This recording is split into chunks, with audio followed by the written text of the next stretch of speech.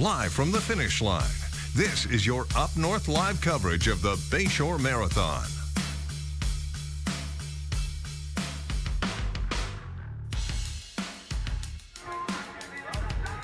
Hey, good morning, Northern Michigan. Good Saturday morning to all of you joining us live on Facebook for our Bayshore Marathon live stream. It's, I believe, our fourth year bringing the Bayshore Marathon finish line to you here on Up North Live. I am Sports Director Harrison Beebe, up bright and early after doing the news last night. No big deal. I've had a few cups of coffee. I'm joined once again with Lisa Taylor. Lisa, we missed you last year for the broadcast, but you've been a part of these with me in the past, and pleasure to have you here. Lisa, one of the faces of running in Northern Michigan, especially in the Traverse City area. Longtime Traverse City Central girls track and cross-country coach. She was head of the Traverse City Track Club for years, and you kind of know the Bayshore in and out based on the cheat sheet notes you sent me earlier this week. So how excited are you to be here for the 44th edition of the Bayshore Marathon? Super excited. I've always said that the finish line is one of the greatest places in the world to be, because there are so many people who have set these long-term goals and they're coming out to realize their goals today. And I'm also excited because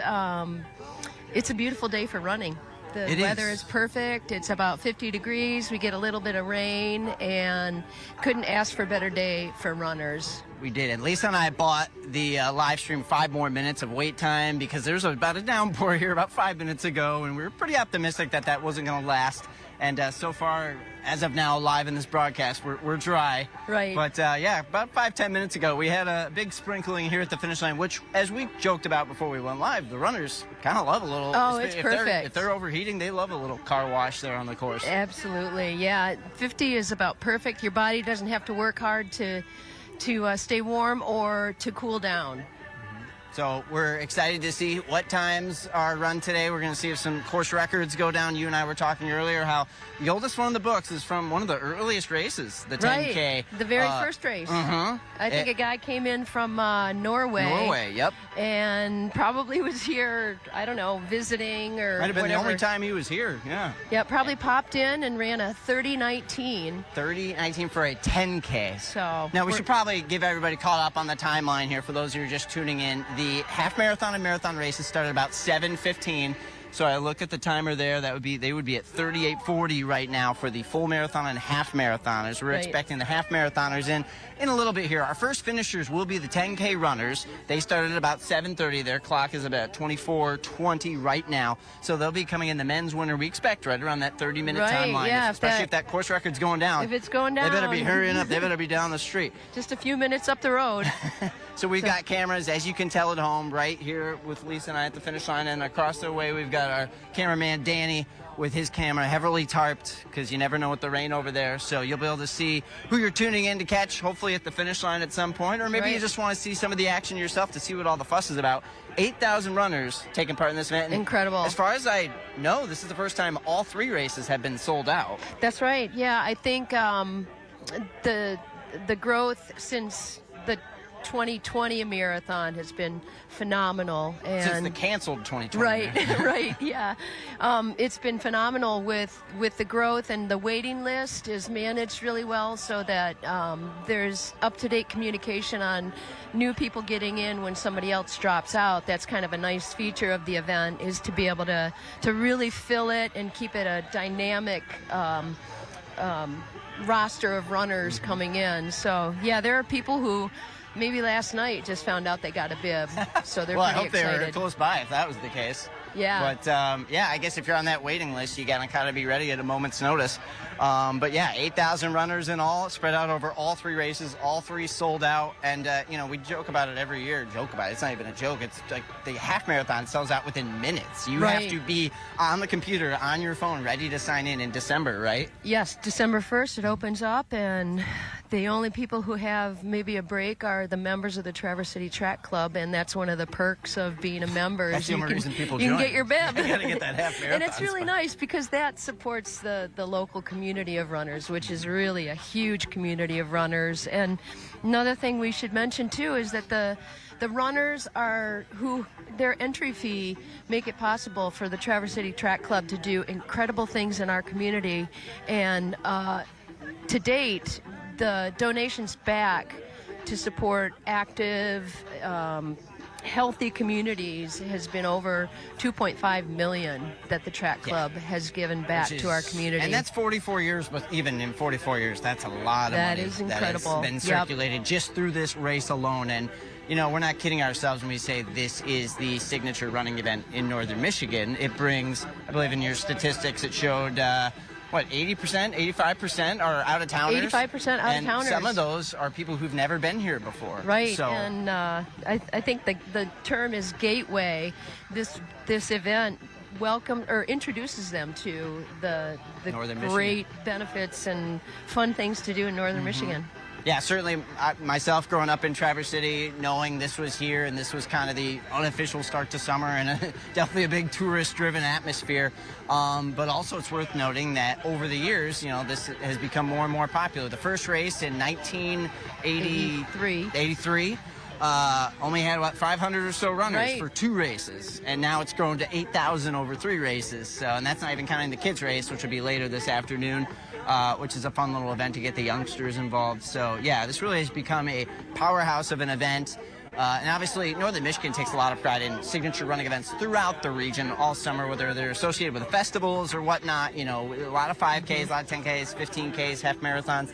A lot of great opportunities for runners to really check some boxes, but this is the first big event of the summer that really marks that event. Yeah, it kicks it off. Kicks it off, and that's why we're here bright and early. You're probably used to being up this early, huh? On race day, yes. Like I said, it's one of the best places in the world to be at the finish line of a marathon, half marathon, and 10K. People in all sizes and shapes and abilities, speeds are out here. Well, and this is, while we're on site and watching these finishers, still a little ways from the marathon finishers, it is pretty noteworthy that a month ago at the Boston Marathon, we had our first ever officially logged under 2-hour men's marathon winners, which is just astronomical. That we looks like we got male. This is our male finisher. I'm going to check our score sheet that we have hopefully accessible on my phone on BayshoreMarathon.com. And this is the marathon we heard about that might be up for it's grabs. Going down. We're at 28:58, 29-minute mark. The record is going down. It's going to be a new record. Andrew Bowman, 29:13. So the Norwegian powerhouse record that has lasted for 40 years is already off the books. You and I are pretty good at breaking records. What's this guy's name? Andrew Bowman, I believe, from Ferndale. We don't have a time for him yet, but it looked like 28:40, 28:50. Ferndale, Michigan. So there we go. Just like that, you can get records breaking. 1984. See if we can get him over here. Wow. We got some more fast runners coming in. All right, yeah. So Zach Ripley, he holds the full marathon course record, Zach Ripley, and he's already. we got 3 men. 3 men now under the 3 different guys would have broken the course record. The longest standing course record is now officially gone. Okay, this looks like he might get it as well. He's going to have to really sprint hard these last close. few So this is a loaded yards. 10K field. Here we go. 29 clock time. 29:15 for Andrew Bowman of Ferndale. All right, we got to get him over here. 10K course record. We'll see. So an in-state guy made the short trip up. Andrew, I know you're catching your breath. Couple miles. Come on over to the field. We want to talk to you, interview you about that. Thankfully, Lindsay McLaughlin, the head of the Traverse City Track Club, trying to get Andrew's attention and see if he can come over and chat with us.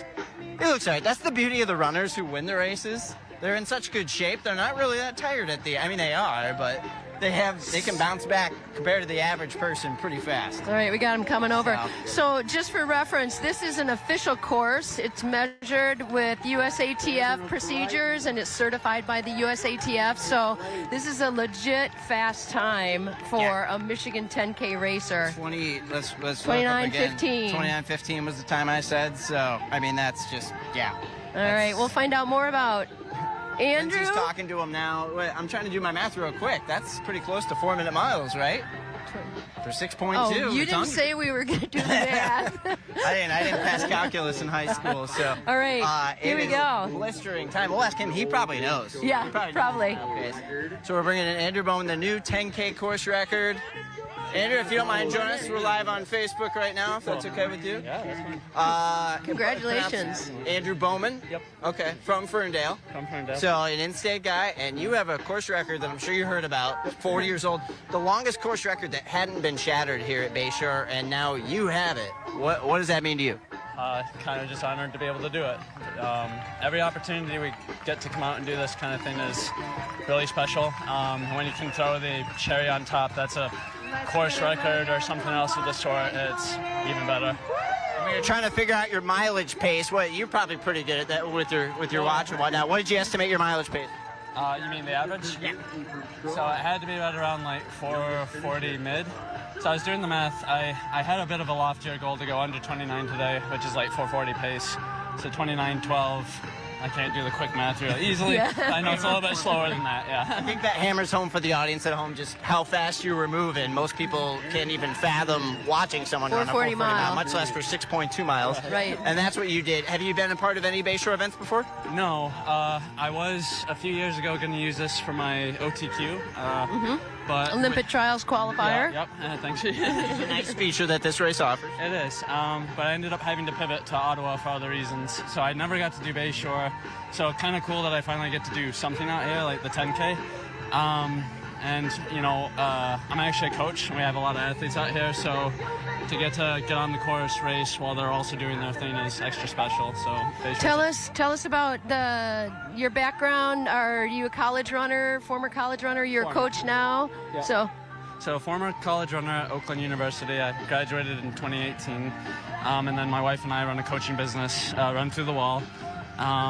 So running, you could say, is very central to our lives. If you're running that fast, I'm gonna guess it's a pretty big Absolutely. part. Well, and I'll brag for my wife on the female side of things. She's faster than I am. Is she racing right now? She's pacing, and she gave birth to our son, who is now almost 8 months. So she's still kind of like bouncing back from that. He's actually over there, the little cutie. You had to greet him first before us. Oh, obviously. absolutely. I did. What's your son's name? Liam. Okay, Liam. We're gonna mark it down right now. Liam is gonna break his dad's record Yeah. in about 20 years. He said he already told me the future's now, old man. So So did you tell us about your weekend routine? Did you drive up, and are you going to stay around? Do you have any fun plans? So whenever we do these races, we try to show up at least 2 days early. So we got 2 Airbnbs to house our athletes in.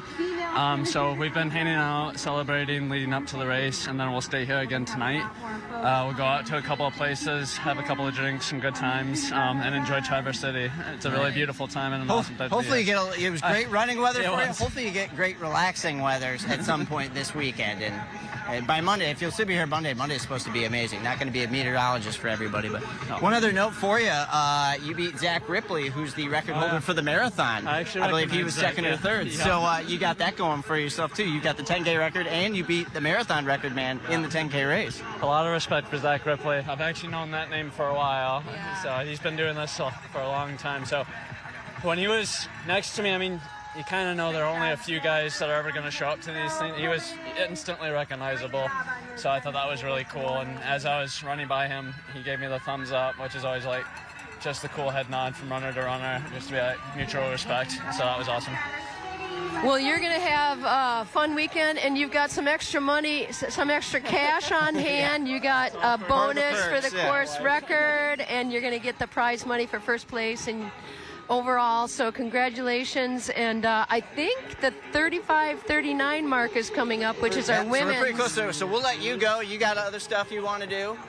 Andrew Bowman, new course record for the 10K here at the Bayshore job, Marathon, buddy. 29:11, right? Congratulations. I was looking 29:11, 29:15. You can find those official results at Bayshore Marathon's website. But Andrew Bowman, thank you again. Enjoy the rest of your Take care, weekend. bud. Congrats. All right, we got our female One runner down, coming 5 in. to go. I heard that. I feel like yeah, I Lindsay see. gets pretty excited for the first female, There but we we- got there our she eyes down the track. If you're anywhere familiar with the Traverse City Central track, or what we should call the John Lober track and field facility. Right, we got about 200 meters to go. She's flying. Less than that. She's crossing onto the track, and I'm going to update my leaderboard here. we're following along on these results as you folks can at home. She's got a nice sprint coming into the finish here, looking fresh, looking great. Maybe you can see her whiz on by. Coming in hot from Englewood, yes, our second female finisher. Englewood. Oh, that was second. Okay. Sounds like Lindsay just said she's the second. So we must have missed, unfortunately, the first female finisher while we were talking to Andrew. All right. But we'll be sure to catch up with her. We got her coming over here. We'll get her over here. All right, Jessica Rockefeller looks like 35:49. I'm looking at our results right now. Did she take the course record? Her time is 35:49. We try and bring as many cheat sheets as we can to the finish line. 20 seconds off the record. Okay, Set so in not too bad for her. by Erica Fleur. All right.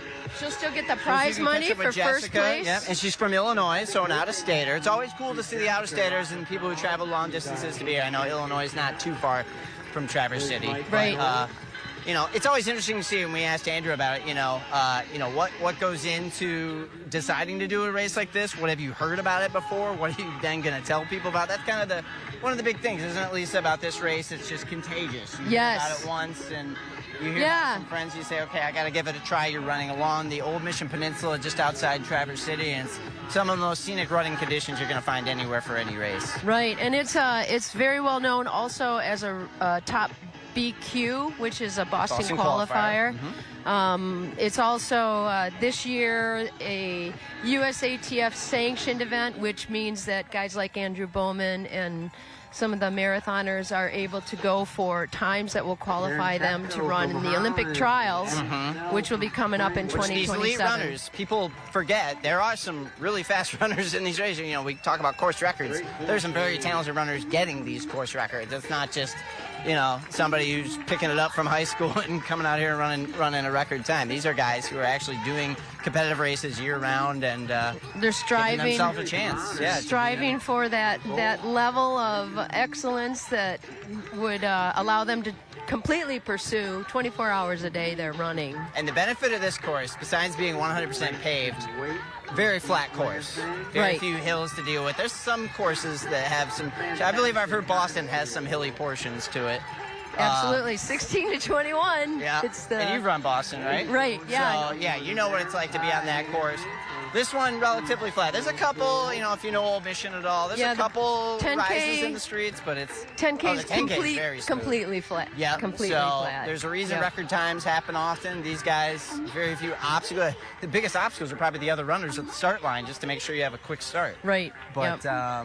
right sandwiched in between the Traverse City Central Gym and then the NMC campus.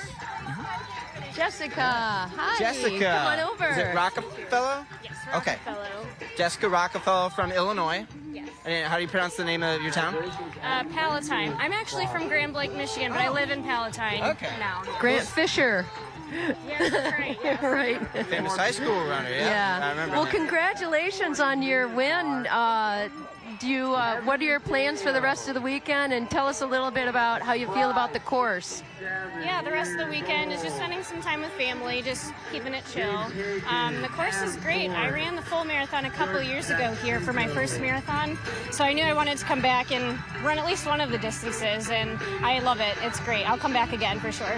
Excellent. Tell us about your training and your goals and what your long-term running goals are.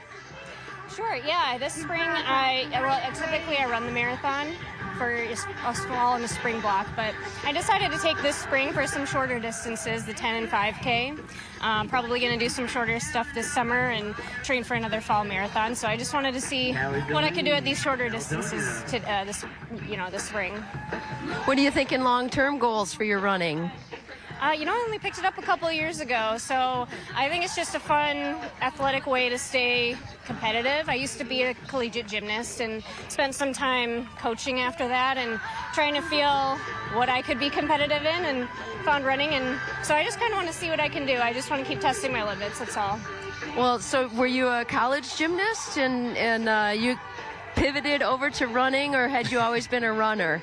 Never always been a runner. I did D3 gymnastics in upstate New York. And no, I never really ran competitively. I would kind of do it here or there just to stay in shape.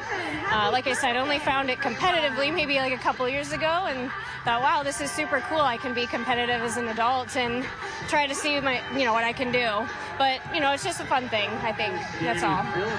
Well, congratulations. I'll let Harrison ask any questions. Yeah, we're going to touch on it. It's starting to rain on us again now, if you can't tell at home. But, Lisa and I were harping on it. For us, it's kind of miserable to be reporting in the rain. But for you, having a little rain on the running course is actually kind of a convenience. I agree. It's perfect weather, I think, actually. I know it's maybe a little slippery, but I didn't mind it, and the course is pretty flat and straight, so I think this is great today for me. Was this a PR time for you? This was a PR time for me, so, always wanting to do a little bit better. Maybe my expectations are kind of higher than what I perform typically, but I think that just makes it fun. Keeps you aiming for the next goal, You got the 10K. Are we going to upgrade maybe the half or the full marathon here at some point? This fall, I'll train for the fall marathon, so it'll be, I think, my 5th marathon doing that. But this summer, I'll train for some mile and 5K times just to have fun and see what I can do at shorter distance. But you plan to be back here at some point running Bayshore? Oh, for sure, I could see myself coming back here. Like I said, I ran my very first marathon here at Bayshore a couple of years ago. Loved the course, and yeah, I could definitely see myself running one of these distances again. Well, that's what we like. One of the things we brag about is, a lot of locals do this race, but a big chunk of visitors from in-state or, if you're living in Illinois now or wherever, international racers, that's kind of one of those signature events, is bringing people from out of town to be a part of this and taking part and really setting the standard for what it takes to win these events. So congratulations again, Jessica Raffalo, women's 10K champion. And, enjoy the rest of your weekend here. Hopefully the rain teeters off for you to have some fun. Enjoy your $500 prize money, too. Thank you so much, both of you. Don't spend it all in one place. I know I sound like your dad when I say that. No, thank you. Congrats again. You said 2 years. You just started running 2 years ago? It's been a couple of years, maybe like 2 or 3 years. 2 or 3 years ago, just started competitive running, and she's winning 10Ks at signature events. So great future pretty cool ahead. stuff. Yeah. Thank you, Jessica. That's, I think you and I both had pretty shocked faces when we learned that. Yeah, so we have a that's course really record and a winning runner who just started doing this, basically. That's very exciting. She's got a lot of great running years ahead of her. When you start late like that, it's almost like she's starting at a time when her body is at its prime. There's not a lot of damage there. Yeah, those right. muscles are... Well, she did say she was a longtime gymnast, correct? Right. So, and that's kind of a good parallel crossover, not so much for the aerobic end, well, maybe the aerobic end, but like the cardiovascular end. But yeah, her muscles are the strength, pretty well tested as far as, and mentally and being, we always talk about, physically you got to be ready, but to run some of these fast times, you got to be locked in mentally to be one with the course. Something I would struggle with in high school at times to really get those PRs. But yeah, the champions today, they're hitting those times. But we also want to harp on, Lisa, I know you mentioned before too, it's about whatever level you're running at. You could be doing your first 10K, your first marathon. It doesn't matter about time. You just want to cross that finish line and tell everybody at home, hey, I did it. All those months of planning and effort, they paid off on a day like today. And that's what it stands for. We're interviewing the champions and we want to give them a lot of credit, but it's really all the 8,000 runners that are out here are accomplishing something they've been planning for months, if not years. Right, and it's such an accessible activity for people of all abilities and ages, even sizes, to set a goal and train for it and reach it. It's just a real accessible sport, and it is growing in numbers across the world. That's the beauty of running. Just get a quality pair of shoes, and you can probably do some damage. So that's the benefit of them. We are approaching the 1 hour mark for the marathon and half marathon timers. So I'm going to go ahead and see if I can find some updates on the course for the half marathon, because we've got to be pretty close to our men's winner here. There's someone finishing with a baby in tow.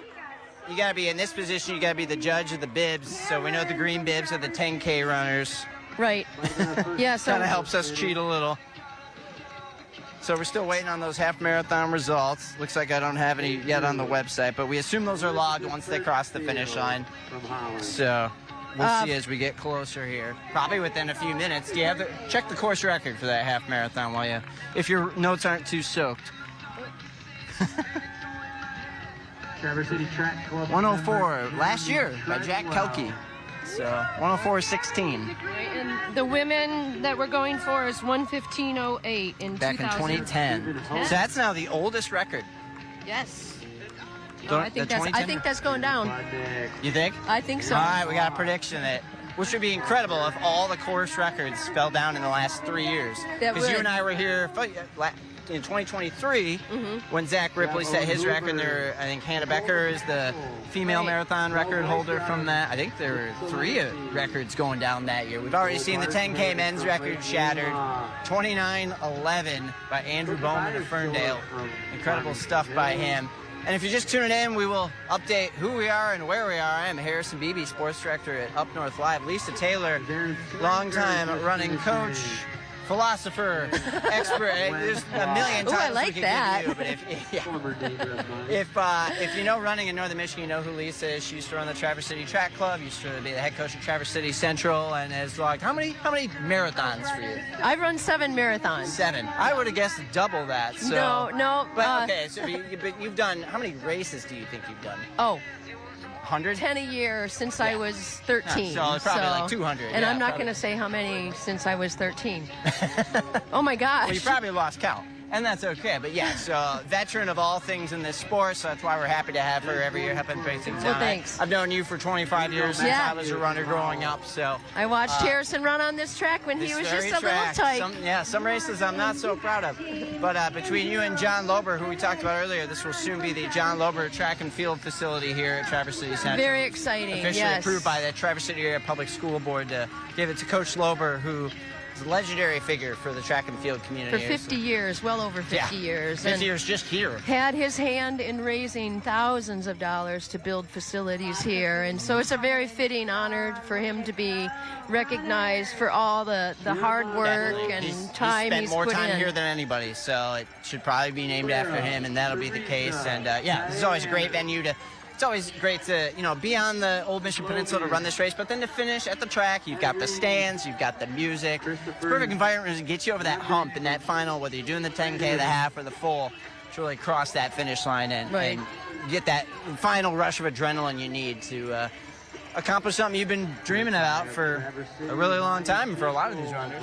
Yeah, and at this point in the 10K race, we're at 48:36. We're getting a finisher about every second crossing the they're line. flooding in. The clump of runners.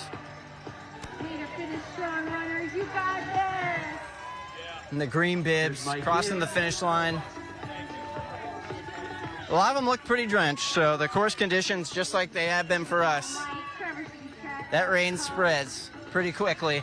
We're looking off into the distance for our first half marathon finisher, and it's easy to spot these people when they start their final probably like 100 meters on the track to You kind of finish. hear the crowd perk up, and They're definitely going at a faster pace. I mentioned earlier, Lindsay McLaughlin, the head of the Traverse City Track Club, is on the PA microphone. We usually hear her getting pretty excited too when the first finisher for a respective race comes in. Steve Clifford, all Traverse City. Getting a lot of names shouted out. Some sunglasses. I don't know if you need sunglasses in this race, but he wore them just in case. Yeah, it looks like we could get some a little bit later today, but right now it's overcast. We've seen last year was pretty nice. We've seen some nice weather days for spectators. And we but- don't want it too hot. No, no, absolutely not. And that's another reason why this event is so popular. It's not too late in the summer that you're getting potentially 80-degree temperatures at 8, 9 o'clock in the morning. So I think that was there's a reason I've kind of avoided doing the event, because I don't want to run in the winter to get ready for it. Yeah. But I think the runners will take the trade-off to have pristine race conditions come late May. Everybody's looking great at this point in the race. We're at 50 minutes, 50 minutes for a 10K. I think And, they just want lot- that Moomer's ice cream. I think that's what they're Yeah, talking about. that's right. At the finish line, they've got the Moomer's ice cream, Yep. and I don't know. grilled Joe DeMembro, race director, about it. Who gets to pick that? He said, that's perks of being my job. I'm the one that gets to taste test. What are the flavors? This was a couple weeks ago when I talked to Joe, so I didn't Yeah. get an update on which flavors. Oh, but- there's Joe right there. Our race director Oh, yeah, there he is. I just was just showed talking up, about it, and We might see if we can We'll drag him over yeah. here. Here he comes. This is the race director of the Bayshore Marathon, So Joe Joe, we DeMambro. need an update on the ice cream. Yeah. Which flavors did you end up going with? Same flavors as last year. A lot of crowd favorites. Chocolate peanut butter, obligatory to have some that's peanut right, butter. that's We're in Traverse City. You got to have some cherry in there. And then vanilla for the people that maybe their stomach got a little bit upset out there on the race course. So something a little more tame for them to be able to enjoy. What I'm really excited about, and huge shout out to Moomers, is tons of like sorbets and like dairy-free, gluten-free, vegan options for anyone. That way, no matter what you're doing, no matter what your dietary restrictions are, we got something nice and refreshing for you at that finish line. I want to, when a runner crosses, they probably think about their medal, and then they think about the snacks. But yeah, besides just the ice cream, man, you guys got a smorgasbord of bagels, fruit. Really run down the spread that they have. If somebody didn't have a legit brunch, there's pretty much a little bit of everything there for them at the finish line. Yeah, so like every race, we got bananas over there. We got some clementines, some salty snacks, so some pretzels, some different trail mixes, things like that. Obviously the Moomers, a couple different beverages. Huge shout out to King Orchards. They have tart cherry juice. So again, leaning into the Traverse City thing, get some anti-inflammatories immediately with that tart cherry juice.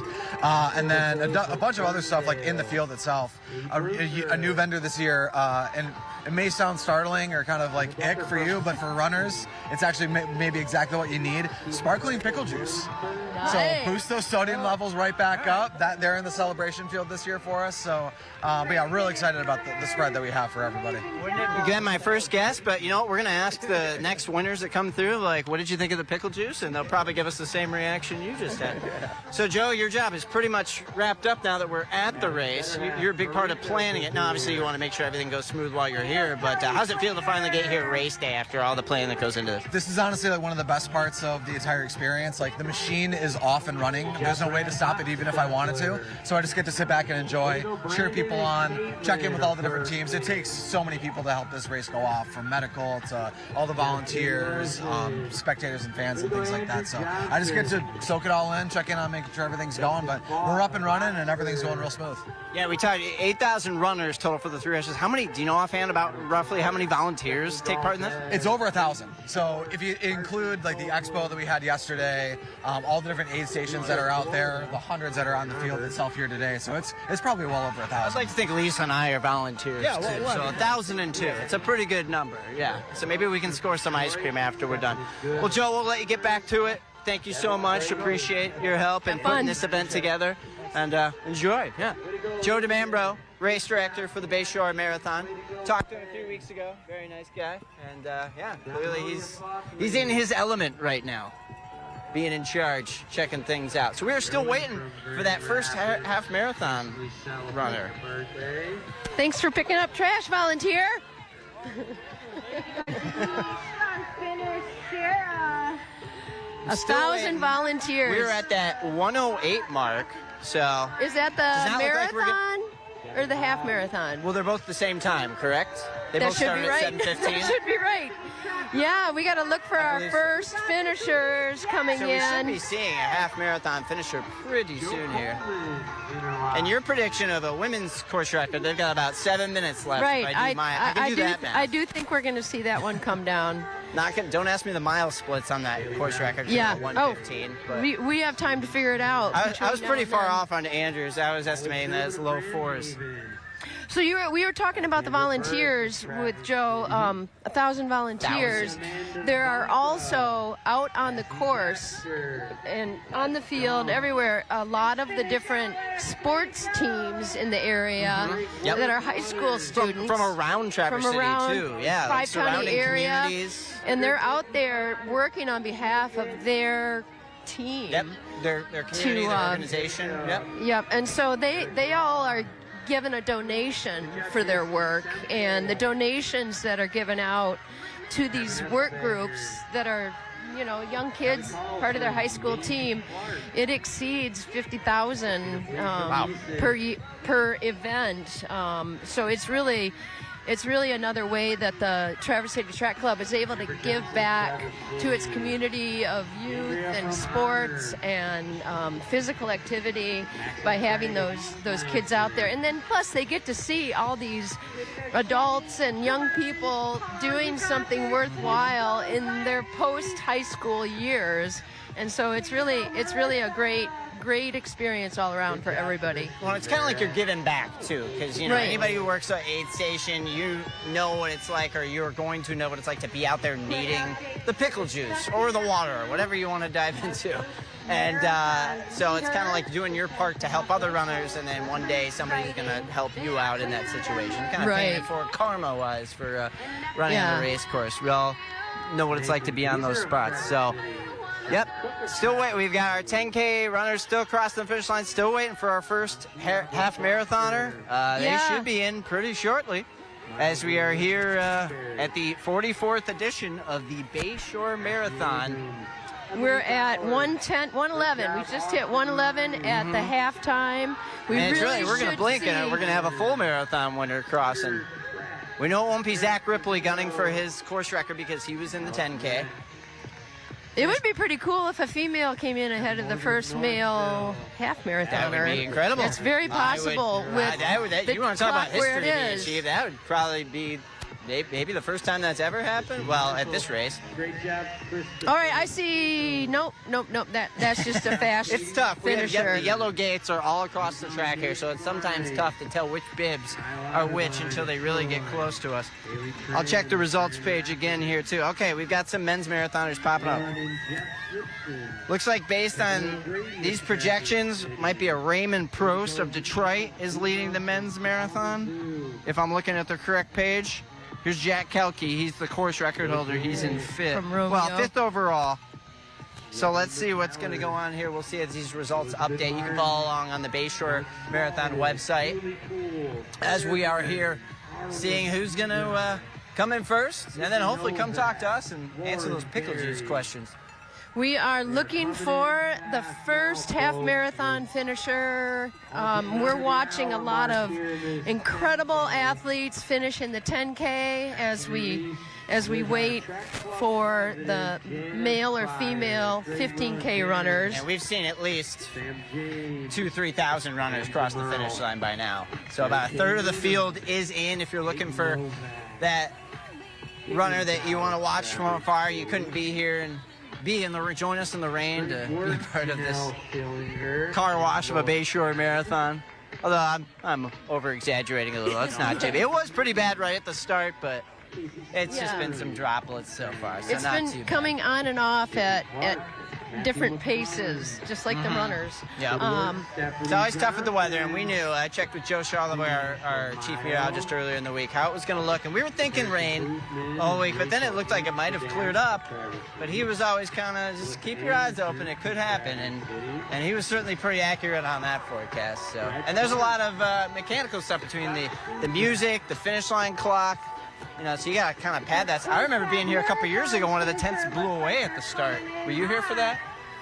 All right, we hear our announcer talking about the first half marathon finisher. We are watching very closely for that to happen. All right, so I'm getting an update. The 59 minutes, we want to correct ourselves from earlier, is for the 10K and the half marathon. Oh, okay, we got y'all excited. excited. Must have started at 10:30. So the 1:13 is just the marathon time right now, which explains why we have not seen. I think everybody can see the clock behind us there. Yep. So that is just the full marathon time. That winner's not expected to cross for another 45 minutes or so. We'll see if we get someone to break charge. But the 59-minute, we're about to break an hour for the 10Kers and the half marathon. So we do want to apologize and make that correction official. That is why we have not seen those runners come through yet. You'd think after a few years I'd know the exact start times for all these races, but even I get confused at times. So. How many years have you been coming out to do this live at the finish line? All right, that's great. Yep. Are you able to see how many people are watching right now? I probably could, but my eyes are glued to the finish line and the race results. I'll leave that to our crew in the office to brag about our Facebook numbers. But we do pretty well with this event every year. That's why we've been back. We've heard it's one of the, between this and a couple of the big parades, and I know we do the New Year's Eve ball drop every year. Too. Okay, so that's great. Try and do these community events to show people what's going on that brings a lot of people out and reasons to get excited and celebrate and show what Northern Michigan's all about. And one of those events is running. So we've got a 1 hour on the 10K time And the half. and the We finished half. past the half, so we should be getting our men's half finisher. All right. Now that we have our timing correct. Nice job. Way to go, Steve Fox. It's when you put them right next to each other. Yes. And I do notice now the big signs that say. Yeah, I do too. Sorry about Probably that, could've folks. noticed that before. Hey, the important part is the runners know what is their time, and chances are they've got to watch. If they care about their time, they've got to watch on the course, and they're monitoring where their conditions are. This There's looks two like guys it may racing. be, Looks like it might be a father-son combo. I think we got a father-son. Is it? It looks like Trevor Tkach. Trevor Tkach, Yeah. the TC Tourism And his executive son, director. I'm blanking on his son's first name. He's a goalie for Traverse City West. Megan Breyer, Jay So the Parr, Tkach father-son combo finishing strong here at the Bayshore Marathon. Melissa Bayshore Bader, 10K. way to go, everyone. Maybe they'll do the marathon next year. Doors. And you know, we are seeing peaks of sunshine. Now that you kind of brought it up earlier with the guy with the sunglasses crossing, we are. Speaking of sunglasses, I'm I ready. just jinxed you and you dropped yours.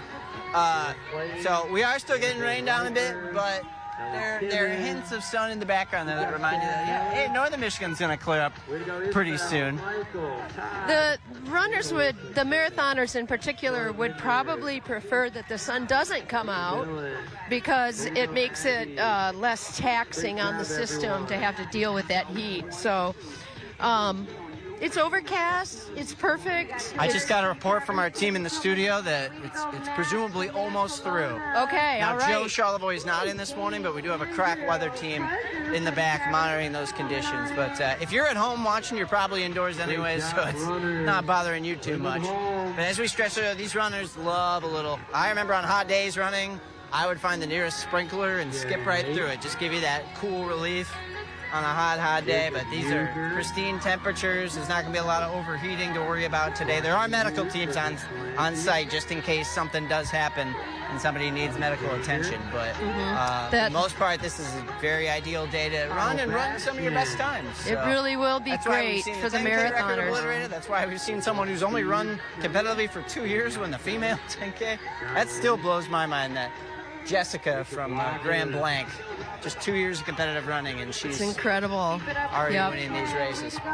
So 103 is our half marathon timer. It's gotta We're be looking close. at the 105 course. was Jack's record, What is it? and he was on that list of one of the top runners, so he's trying to defend his title. We will find out if he could do that. Looks like in these updated results, he might be. They're going by the 10-mile pace, so haven't had an update in a while, but once they cross the finish line, we'll know, and we'll announce that to you guys, and more importantly, hopefully get this off to them and pick their brain about what goes into winning a competitive race like this. Lisa, you ever win a big scale race of this kind? I've gotten second place in the 10K. All right. But no, That's a good spot. Yep, That's not easy. I'm noticing as we look at the finishers, we're getting about 5 people across the line about every second, and to be out here doing the 10K in this kind of time, it's about 10-minute miles. Yep. Which is very impressive for all these folks that are out here, whether it's their first 10K, their 100th 10K, whatever the case, you know. So we Some were exercise in. doing our notes, and it's estimated that about 200,000 people have finished this event since 1983. So that's a lot of people doing A lot some of great registrations, accomplishments. a Right. lot of medals to prep for, a lot of bibs and trackers to create. And then for every, what? Are we going to estimate for every finisher there's maybe 2 to 3 spectators? Maybe for every finisher. I know I've come out with a group just to watch one person finish before, so you'd be surprised on the averages how many people are here. And maybe because of the rain, there's not as many people at the finish line as there usually is. But they're also out on the course throughout. They're back in the fields helping people adjust to getting back to non-running atmosphere. And some may be back at their hotel room still asleep. We'll take you to or lunch. having some Congrats on your coffee. race. Yep. Let's let's go grab a burger when you're all done. Maybe that's the strategy. You know, and speaking of hotel rooms, this event is a real economic driver for the city of Traverse City. It's estimated outside that of the Cherry Festival, there's right. probably not another that brings as many outsiders. It probably, I think a survey that was done a few years back estimates that people visiting here for this event spend about $700 a night. And so it's great. The hotels are filled. The restaurants are busy. Jack Kelke, so defending champion. 7 unofficially. All right, so did he beat his record? Jack Kelke is a repeat champion, but he did not. He came back. 105.57. He must have pulled ahead in the last mile. He was in 5th place when you last checked the results. But shout out to Eric Houghton, who's taking over announcing duties right now. He filled this seat a year ago, and now he's stealing other jobs. So I might have him come in and step in. Yeah, you want to switch with his job? Yeah. Okay. Nobody wants to hang out with me. Everybody just wants to announce the actual race winners. So yes, Jack Kelke back defending his title. Which is cool to see. You know, these guys take pride in wanting to do these races again and again and wanting to win them again and again. So I believe he's from Romeo, another suburban Detroit Another community. Michigan boy. So, so that's cool to see. All 3 of our winners have had ties to Michigan, which is nice. But just once, I want to talk to a guy from Antarctica who won one of these races. Just some far-out location. Or Norway. Where's the Norway guy? He's got to be here now to hand off the baton for the 10K championship to Andrew Bowman. But keep an eye and see where Jack is. There's a good chance that guy from Norway, Kier, whatever, is still running. He's in his 60s probably. Yep. Hey, chances are if he was running that fast then. Running is one of those activities you can do for a very long time. You know, unlike a lot of other activities that maybe rely on a team, you just get yourself out there and train, and you can keep going well into your I just would hate to later be that years. person on the phone to call him and be like, "Sir, your 10K record is gone. It took 40 plus years." And he goes, "Why did it take 40 years?"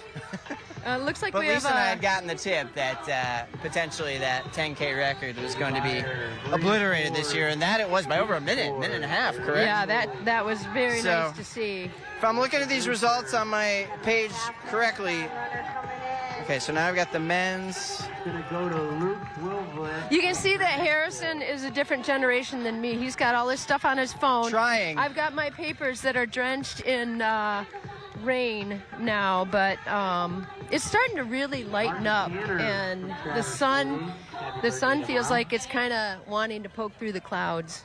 It is, yeah. The weather's clearing up. It stopped raining. So Jack Kelke in his chip time 105.54. So a little bit off of his record from last year, but still, hey, records are tough to beat. So, you know, when you get that fast. He was that close, huh? Yeah. Still get the prize For money. 13.1 miles, not too shabby. So half marathon first place prize is $750. That's a nice little payday for. But with runners that fast, I don't even know if they're thinking about the prize money. They just probably want to get that. I mean, it's a nice bonus for sure. But yep, still looking to see if we can grab Jack. Maybe Jack was the guy we missed one of the finishers last year. Maybe Jack was the guy we missed last year. I can't remember. Where'd Jack go? He's probably getting that ice cream. He heard Joe bragging about all the ice cream toppings. He probably made a beeline for that first. You know, you got the 10Kers might have gobbled it all up. We don't know. Oh, I see him. Okay. Is that him? Okay, yeah, they're flat. I don't know if he's looking at us or somebody else. Trying to get the half marathon winner's attention. So he's talking to his family at the finish line, but we're going to bring him over. Yeah, we've had an aide that's worked her way over to him. Yeah. We've kind of We're looking at the red bibs now. Yep. Half marathon, a lot of men's. Is this I'm gonna guess is that our Traverse City Central alum from Michigan? No, I don't. Okay. No, I don't. Just you. Nope. I know it's Luke. The name is Luke Venheisen, correct? Not right. that finisher, but he was a past winner of one of these races. Right, Luke Venheisen. There was a guy at a University of Michigan singlet, so we're assuming he ran some competitive races for the Wolverines. Half marathoners coming in. Look for the red bibs. Green, if you're watching at home, green bibs for the 10Kers, red bibs for the half marathoners. Here we go. Here we go. We got. And we are at the 1:10 mark for both of those races. If you're looking for that. So you predicted the course record for the female race. And we are nearing that time right now. So we will find out if that's the case. It would make sense they would jinx us because we interviewed the 10K men's winner as the female winner was crossing. Right. Sorry about that. Yeah. Well, it can happen in sports journalism. When there's so much, with 8,000 people, you can't keep track of them all. But. So there's a guy crossing the finish line right now. He's got a couple jackets on, so he came fully prepared for whatever conditions. And as it came to it, when he crossed the finish line, he probably could have lost a few of those. Hey, credit to him. He carried them two to the finish. So looks like a sweater. He carried his sweater. You never know. I'm sure there's been some Bayshores that have been in the 40s, which is cold, but not too bad for the runners. I've been here with sideways blowing sleet at the finish line. And to face that for 26 miles does not sound ideal, but weather in Michigan, you can't really pick the course conditions. You just kind of go with what you're dealt, and all things considered, pretty ideal for the runners today. All right, we are watching closely at the finish line for our next, hopefully, course record of the day. We're halfway home for winners. We've got 3 winners in, waiting for 3 more. And those, for the marathon updated time, we are looking at 1:26:40. So we're estimating our men's winner will be in just a little over the 2-hour mark, and the women's winner 10, 15, 20 minutes after that. So we'll keep an eye on those clocks, obviously, and focus. Lisa and I, after we talked to the half marathon winners, looks like Jack is making his way to us right now. We will take a short break. We'll still have our camera on the finish line, so you'll be able to see that going the whole time. But for now, we're going to catch up with Mr. Jack Kelke, the 2-time. There he is. Good job. Jack, congratulations. Good, thanks. Congrats, 2 years in a row. Yeah. Was that your goal the whole time, or you're like, we'll just see how it goes? Yeah, for sure. I mean, coming off of last year, I definitely wanted to come back and break 64. But unfortunately, I got a little bit of food poisoning yesterday and threw up a few times, so I was having trouble. I had a few pieces of pasta last night, and that was about it for the whole day. So I was just trying to come out and run what I could and see if I could win. Yeah, you can't be disappointed with a win if you're getting off food poisoning. That's certainly, an alternative you'll willingly choose. But yeah, you set the course record last year, and you weren't too far off it, if I did my math right, about 25, 30 seconds or so. Yeah, I'm not sure. I'm not sure what my final time was, but yeah, it was happy to get out there and finish first, I guess. Yeah. So we saw you talking to family over at the finish line. What are you going to be doing this weekend here in Traverse City? Probably just trying to recover and get some food back in me and hang out with my friends. I had a lot of friends came up today, and so it was cool to see them cheering in the stands when I was coming through the last 100. So tell us about your background and your running and how often you do it and what your goals are. Just give us a rundown of what brings you here today. Yeah, so I run collegiately at the University of Michigan, and so I run quite a bit. But I really love the half marathon, and last year was my first half marathon here, and it was a blast, so I had to come back. Well, I got your time here, 1:05:59, looks like. So, yeah, nothing to be upset about, especially all things considered what you've done. And really quick, while we're talking to Jack, Erin McDonald just crossed the finish line about 30 seconds ago. San Francisco. We were talking about we wanted a long-distance winner. We got one. And all of you guys have been connected to Michigan in some way, shape, or form. And maybe Erin is too, but she is from Michigan. Francisco. She grew up in Midland. She ran for Michigan State. But let's talk about this guy right here. Just wanted to pass on real quick for those at home. We do have our female winner. But Jack, so back to you. Any other plans for or did you touch on that already? No. Okay. Any other plans for the rest of the weekend? Hopefully you'll feel better? Yeah. Just get the body back, recovered, and hang out with the friends and the family for sure. Yeah, enjoy the weekend, the Memorial Day weekend. What did you do last year here in Northern Michigan that you want to make sure you do again? Ooh, that's a good question. 40-year-old. Actually, we went to the beach after. We were both. I think a lot of us were hoping for a little bit nicer weather for either. Here for a couple days? Yeah, for a couple days. Okay, Monday's supposed to be good, so carve out some beach time Monday. I don't know if you jump in the water, but you'll be able to go to the beach. Cool. Thank you. Awesome. Cool. Well, Jack, thank you so much for a few minutes. Congrats again, defending your title, two-time half marathon champion. Yeah, no problem. All right, have a good one. Appreciate it. Jack Kelke, two-time champion, and yeah, just wanted to hammer home while Jack was talking. We're 2 for 2 and talking to the men's winner, and Erin McDonald of San Francisco. 1:13:43 was Erin's time. That's great. She's on a. 1:13:43. She's been on a run. I know her as a Michigan State runner who has So we do have in-state ties. really excelled in her post-collegiate career after taking a 2-year break from running. And she is now hitting her PRs, and she's probably 30 and running faster than she ever has. 1:13 would be a course Right. record then, right? Yeah, so that'll get her the $750 prize But that'd money. be, that would be the course record, right? Right, that's a course record. So Yeah. we got to double the prize money if they get the course record. Well, should they get a bonus for the course record, $375. Good to know. So she'll go home with a nice I'm not in little. charge of the logistics of the funding for the race, so I'm glad you have an eye on that. And another cool caveat. So yeah, Erin McDonald, pretty cool. So we've got 2 of the 4 races. Finishers have set course records here at the 2026 Bayshore Marathon. Weather clearing up pretty well now for us spectators. Lisa and I got a little soaked early on, but you know, it's kind of like SeaWorld. If you sign up for something like this, you just might get wet. You got to be comfortable with those conditions. Right. Although it's perfect. It's It is. perfect. Oh, we love it. I kind of want to lose one of my jackets, but I'm not as bad as that one runner that carried his jackets across the finish line. Right. So.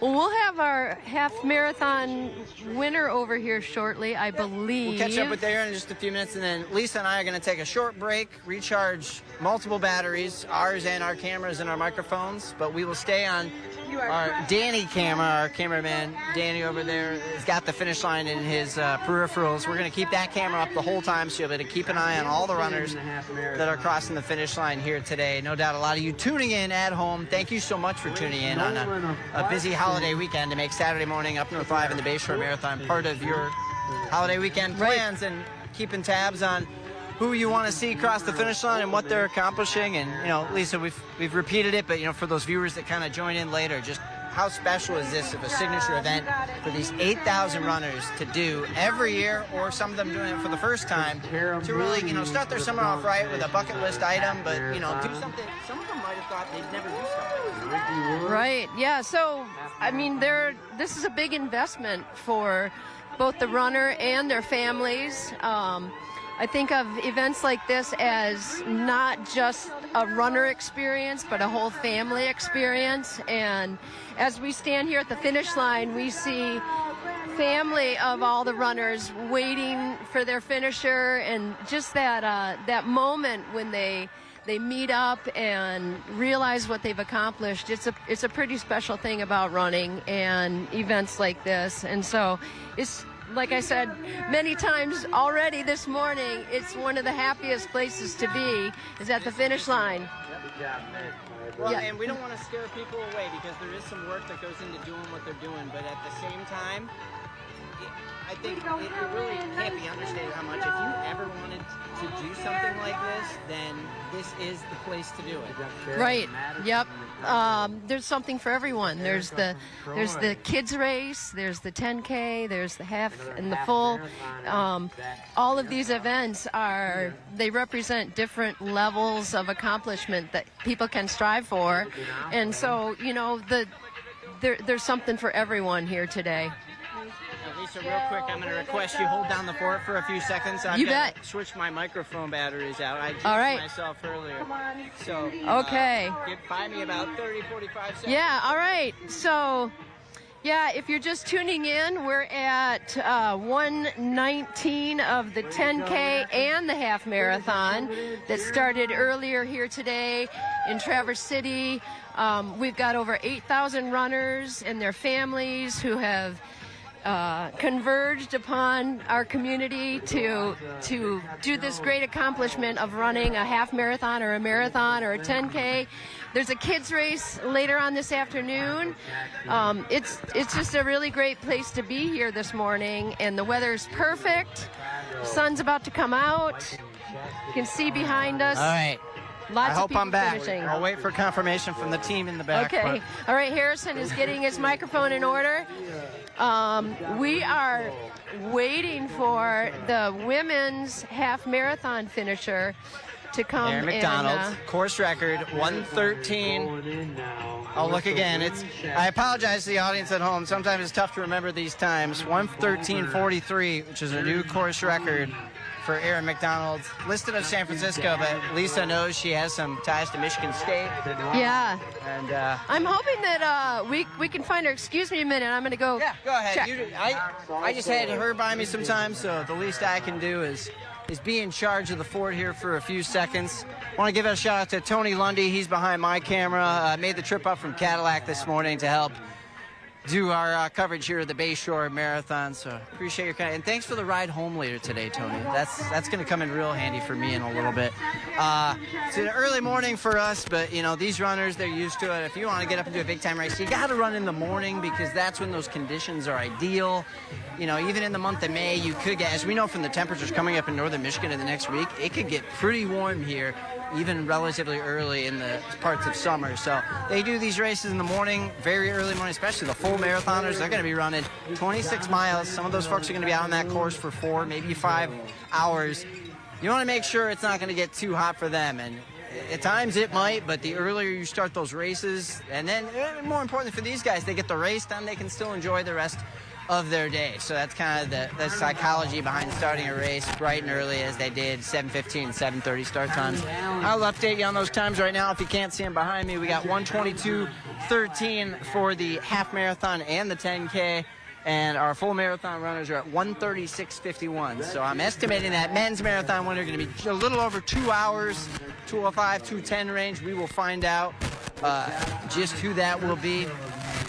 As Lisa Taylor, my co-host, she's trying to hunt down Jessica McDonald to talk to her about setting a course record for the half marathon. So 2 course records out of the 4 winners we've seen so far, which is pretty cool stuff. That happened when we first started doing this race here in 2023. We saw a few course records, both marathon records, went down that first year that we broadcast here in 2023. So that was cool to be a part of. But yeah, this event, known for the 3 big races, first year that all 3 races have sold out. And they cap the races, so it's going to happen. Maybe if they let everybody out here, but they cap the races for a reason at 8,000. Keep the runners' safety. If it's overcrowded, plus all the aid stations, you know, you can't ensure enough volunteers to really accommodate if they expand it at 10,000, 15,000. So the 8,000 number is kind of right around where they estimate a comfortable level to really give them that flexibility to have that option here. So that's the pattern they've run by here at the Bayshore for several years now, and it works for them, but it makes it very competitive to want to get into this race. So it's early December, registration starts, and I've known since I've grown up here that half marathon fills up right away. The marathon, not too much longer. The 10K usually has openings this late in the registration period, but not this year. Any luck? I have heard they're trying to track down our women's half marathon winner who broke the course record today, flew in from San Francisco, but was born and raised in Michigan. All right, so we got some Midland. We got a Wikipedia page biography. Right. So it's one of their background, but you're pretty certain she's Michigan State grad? Yeah, in fact, I know she is for sure. My daughter was a teammate of hers. And that all but confirms it. Yep. Yeah, touched base with her ahead of time to let her know we would be here at the finish line, thinking maybe. So you even put a feeler out. Right, yeah, thinking maybe she might show up as the women's half marathon winner. That's doing some reporting right there. Right. Pre-predicting someone who might win the race. So. And so our winner today gets some prize money, $750 for the first place overall winner, and then a $375 bonus for hitting the course record. So pretty good payday. Yeah. Right. And you touched on a little bit earlier, but for the audience who didn't catch it earlier, I really want to hone in on the money raised from the registration for this event and what it goes towards. You know, it's such a pivotal part of fueling the running community. The Traverse City Track Club benefits a lot, but then a lot of other organizations really get a piece of that pie as well. Right. The Traverse City Track Club is a 501c3 organization and has in its mission to support the lifestyle of the runner, and so associated with that is places to run. And one of the big areas of donation that the club has been involved with for years is funding for our trails, both the dirt trails in the area and also the Tart Trail, which is a hundreds signature of part miles of I think trails. anybody who knows Traverse City is well aware of the Tart Trail. Oh, I see our winner over here. They're flagging. All right, here she comes. We've got a committed crew that are doing a lot of things, but one of their priorities is making sure. All right, we're gonna want to join us here. Right, we're gonna want to talk to this girl. Come on over, Erin. Come on in. Congratulations. It's really. Erin, hi, I'm Harrison. Congrats. Thanks so much for joining us. We just learned that Lisa actually gave you an advance text saying, hey, if you win tomorrow, be sure to join us. So congrats on being correct. Right, we got her. And yeah. Congrats on making that text come to fruition. So course record. Yeah. 113, of course, now 43. Okay, so it's going to hold for at least a year. Okay. If not, hopefully not. We saw the 10K men's record that was 40 years old just get shattered today. So now you get to name yourself one of the 6 record holders of this event. What does that mean to you? It's pretty special. Northern Michigan has a place in my heart, so I feel honored to be able to take the record. What are your Northern Michigan ties? My parents have had a place on Platte Lake since I was about 9 years old, and we come back every summer, and yeah, it just feels like the most home to me, even more than my hometown. Yeah. Well, we always like to hear that. Which is Midland. Yeah, I'm originally from Midland, but my parents moved away when I was in college, so yeah, my ties have loosened to Midland, but still have ties to Platte Lake, so yeah. What took you out to San Francisco? I moved for my job, and I actually retired from competitive running for like 4 years, focused on my career, and then just got the itch to come back about 2.5 years ago, and have been cutting down my times ever since. And I want I'm gonna assume even while you were retired, you were still logging some runs. Yeah, I still ran like maybe 20, 30 miles a week, which sounds like a lot, but compared to doing like 70 now, it was just chill running, but definitely helped me keep an aerobic base all this time, so yeah. And I want to add too that Erin is a really strong influencer in the running world with her Instagram account, and really has a strong message to share with runners out there, and thought maybe you'd talk just a little bit about that. Thank you so much, that means a lot. Yeah, I started posting kind of about my own story, struggling with, reds and maybe some restrictive eating in college, and coming back, having gained about 20 pounds and now running faster than I ever did in college, breaking times, running times I never thought I could. And I just think it's like so important for women to take care of themselves, fuel your body, and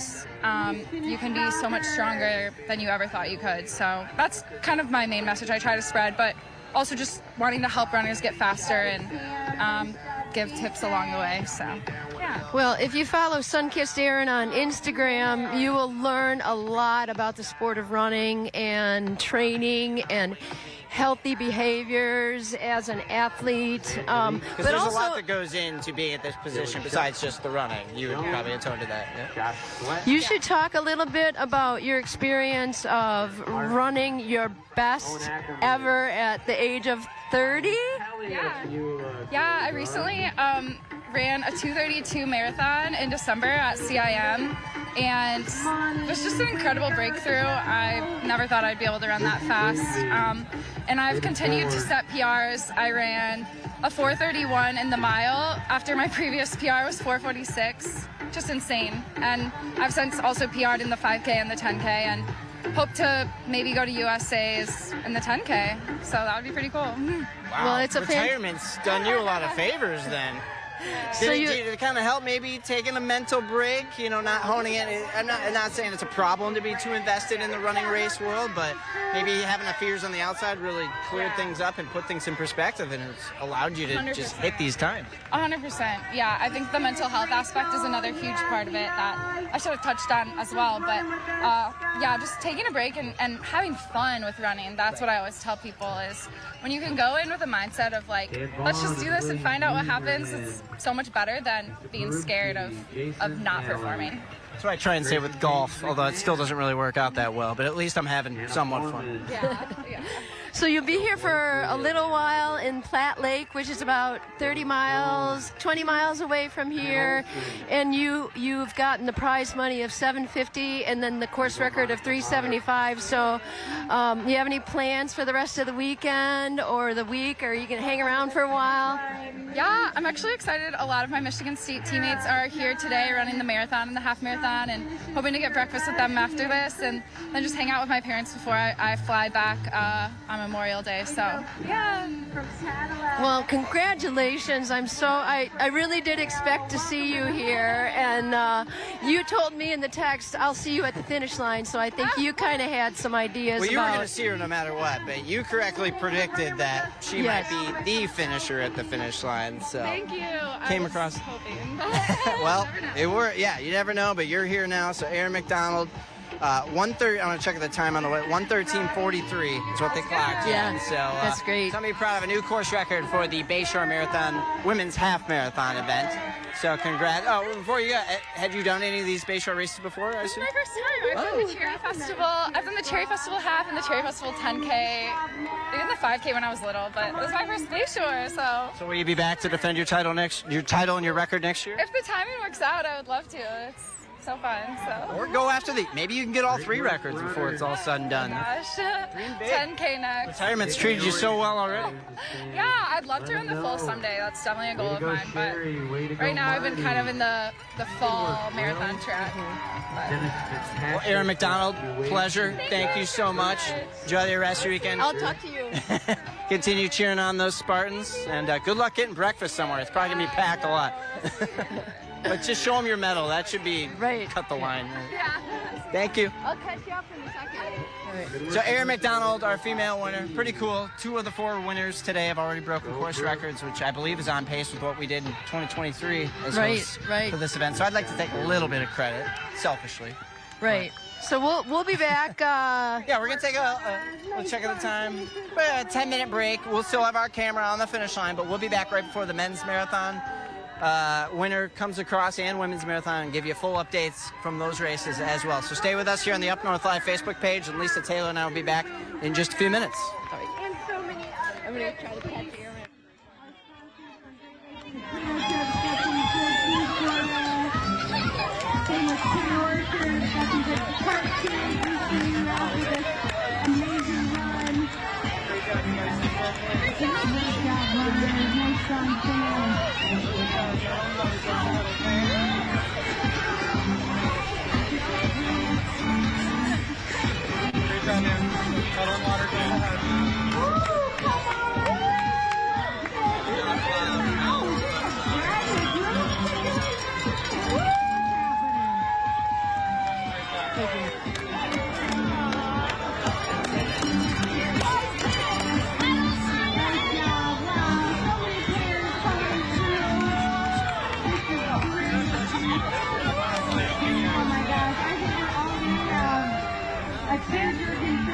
Coming up.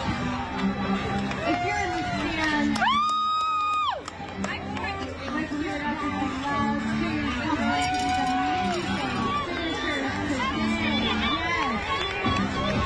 Salvatore Giatti, Robin Hans, Heather Strong for the Strong students. Claire Apple. Leah Soler. I can see you, man. What are you doing? 45. Let's go. Nice. You happy? I have no idea. Thank you. Be inspired today. This is your day. Great job, Sam. Never seen that. You okay? Good job. Like, seriously. Amazing finish here. Way to go.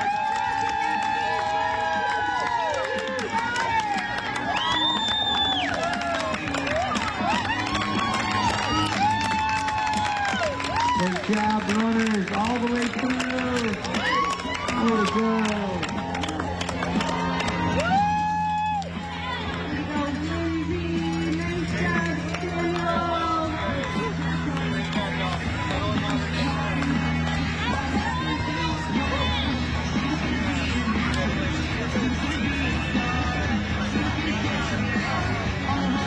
Good job, Emily. Way to go, Holly. Good job, Beatrice. Here comes Henry. Way to go, Lindsay from Brooklyn. Christine Mullins from Bellevue. Jacob Davenport. Harold Jessup. Jason Adams of Cedar. Seth Stump. Look at all these runners coming in.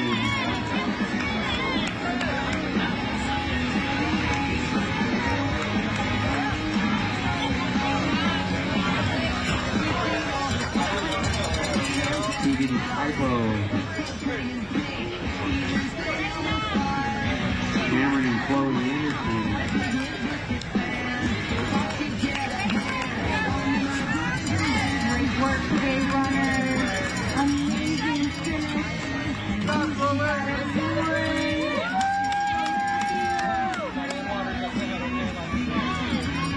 work, Patricia. Lovely finish, Gloria.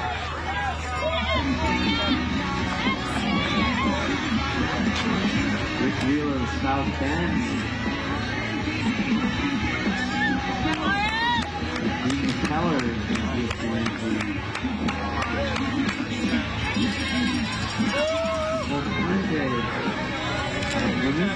And there's Claire Carner. Great there.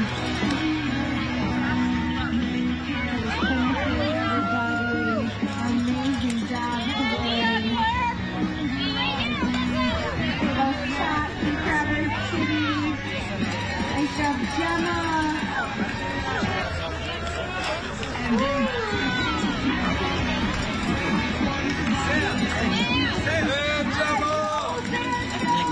Nice job,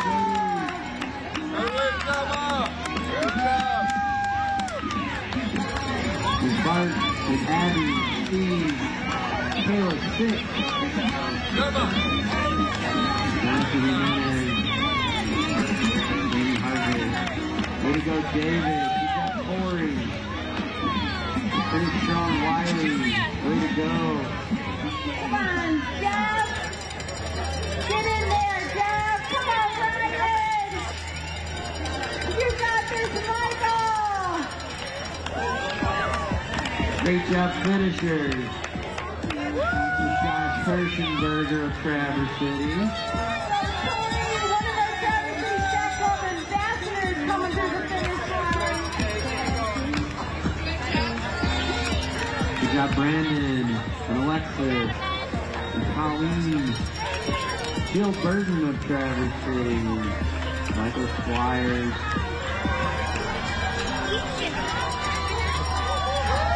Go Christopher. Nice job, David. Go Garrett. Amy and Amber and Christopher. Big crew from Stewart. Shell Post. Great finish. Way to go, Alexa Noel. Amazing finish. You are so strong. Thank you for working hard today. You got this. Yes.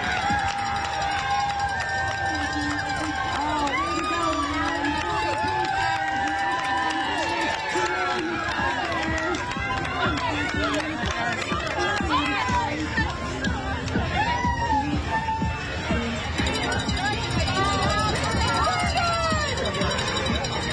Good job, Evan and Aaron Schweitzer. Way to go, Alyssa Peters. With Scott Nuttall Peter. Jessica and Tina. Nick Hawkins from Lake Ann. Beautiful Jennifer and Maddie, Patrick, and Tom Brady of Cartwright. Michael Mulligan, Derek Foreman, Jackie and Beanie Sen, great work. Way to go, Holly Crow and Denise Peters. Good job, everybody.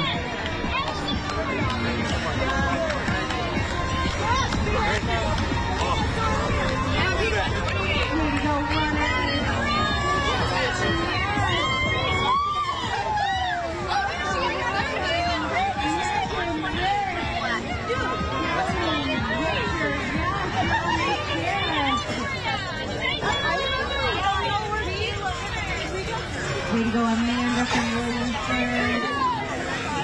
Nice job, Josh. Come on, Rebecca.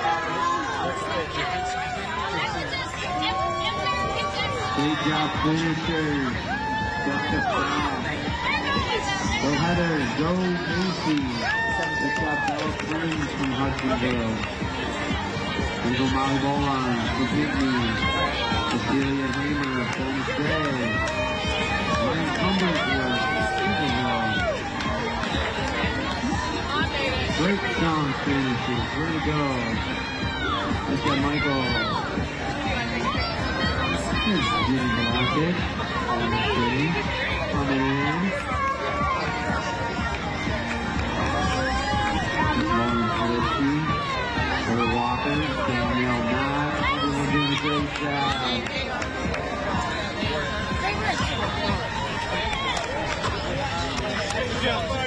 Great running. Come on, Mayo, we're almost there. Where? Go get it. Go Jessica. You got this good.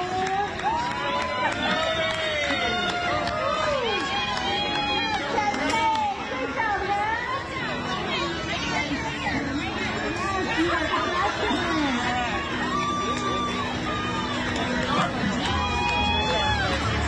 Good job, Jeremy. Way to go, Dawn.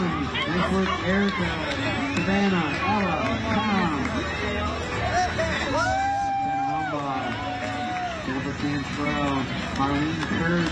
Nice job, runners.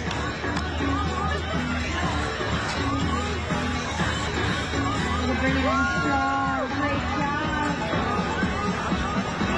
Arthur, Katie, Julianne, Dean, Timothy, Alex. Way to go, Theodore and Jessica Rodriguez. There's Andrew Herrick of Traverse City and Andrew Howard. Way to go, Ryan.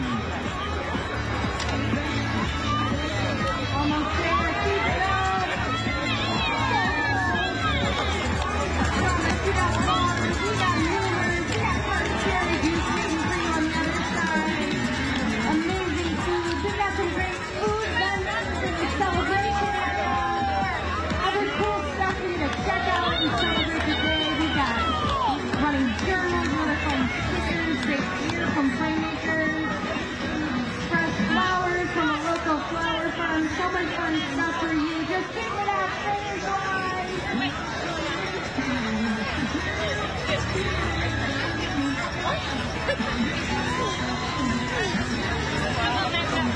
Way to go, Anthony and Lori.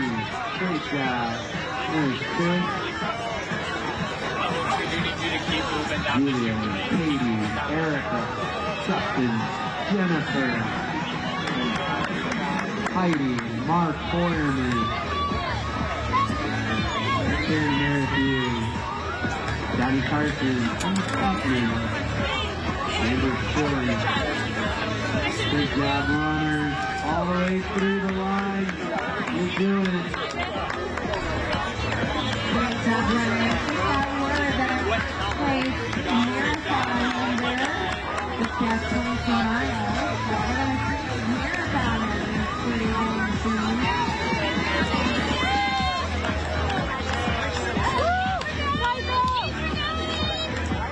Inside, let's keep cheering on 10Kers, these last finishers of Lindsay and Robert, Simon, Cameron, Jake, Ross.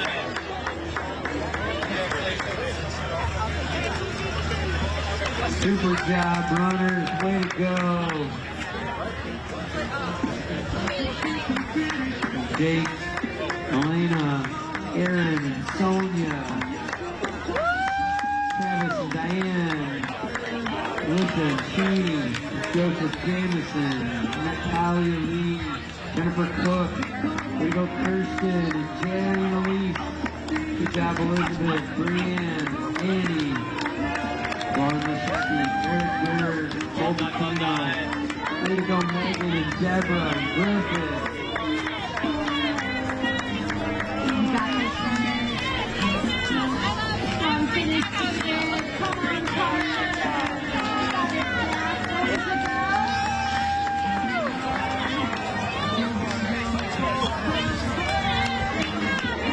Great job, Joel. Way to go, Heidi. Pretty strong, Kristen. Way to go, Evelyn. Way to go, Mary Schleichel, Glenn Albert, Joe Gallo of Midland. Matt Daniel of Rapid City. Great job. Way to go, Sarah and David. Rick Wilbur, Bob Marsh of Midland. Mary.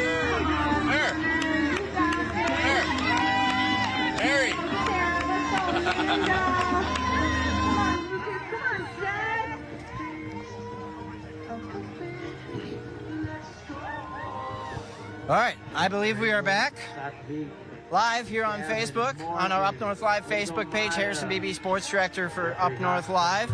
Lisa Taylor, track running expert extraordinary. I've given you a lot of titles, but head of the track club, head of Traverse City Central's track program. I do it all, 7-time marathoner, but hundreds upon hundreds of races. So any type of running question I think I would ever have, I'd probably pose it to you. Okay, So, all right. Or if you not have you, one? maybe the head of the track club right now, which is a job you used to have. Right. But we'll see if we She can get... looks ready. She does. She looks like she might be. We're looking to line up Lindsay McLaughlin, the head of the Traverse City Track Club, to talk to us. So right Lindsay McLaughlin is the executive director of the Traverse City Track Club, now. Right. which She's is a been for big few job. years now, but she's been off for a few weeks. That we'll explain with her in a second. Okay. All right, let's get her over here. Just had to do the eye motion to get them. Sometimes with live Facebooks, you gotta be extra noticeable in your actions to get the attention, but. So we'll get her over here in just a second and catch up on all things Bayshore and Track Club and Yeah, I'll and how it's like to be back from probably a busy few weeks off from work. right. I'll hand my microphone right to her. Yeah, well you can hang out. We can kind of trade off here. I think she's prepared for questions Here from she both. comes. So, Lindsay, thanks for joining us. We appreciate it. All right. Lisa wants you to do all the talking, apparently. So. Yeah. Well, she used to have your job, so she kind of knows what it's like. But you are back to work. We'll start with that. And I made sure you were cool with talking about it. You are a now happy mother of 2. Yeah, After thank baby you. Coco was born, so Yes, congrats. thank you. Perfect timing, right? Coming up on Bayshore. Yes, I'd like to say we planned it that way, but it worked out great. But we want to give a shout out to Jason Whitaker. He helped out with a lot of your duties while you were out. And, yeah. Made sure you're still here just in time. Well, nothing the track club does would happen without Jason, period. But especially these past couple months, really been stepping up as acting executive director, leading the team alongside Joe and the rest of the amazing race committee. I mean, just so happy and feel so grateful that I can come back the week of an 8,000 person race and just be here and be smiling, announcing. This is great. Yeah, you've got the energy. You clearly have more coffee than me, but you know, when you're head of the Traverse City Track Club, running is just kind of in your veins, probably literally. So, you know, just tell us what goes into a job like yours year-round, but then especially leading up to an event like this. Yeah, honestly, we start planning again in June. So we give ourselves like a week off after the race, and then we do a lot of thinking about what went well, what we could do better, what we want to change for next year, because if we do want to do anything different, we want to give it a lot of lead time as much as we can. So for example, like some new things that we've added the past year or two is a new VIP experience, but in order to do that and make it go well, you know, we want to plan months in advance, start getting all of our vendors and permits secured months and months in advance. And, you know, again, a 8,000 person plus event, we want to take a lot of time and energy to do it well. So, you know, it takes a lot of planning year round. But besides that, the Traverse City Track Club is here in the community, you know, week in, week out. We do community runs that are totally They do free. winter runs. Oh my gosh, year round. I mean, sometimes we even do it on New Year's Day. So like we're not even taking holidays off here. Wednesday nights and Saturday morning runs, as well as 5 other races throughout the calendar year.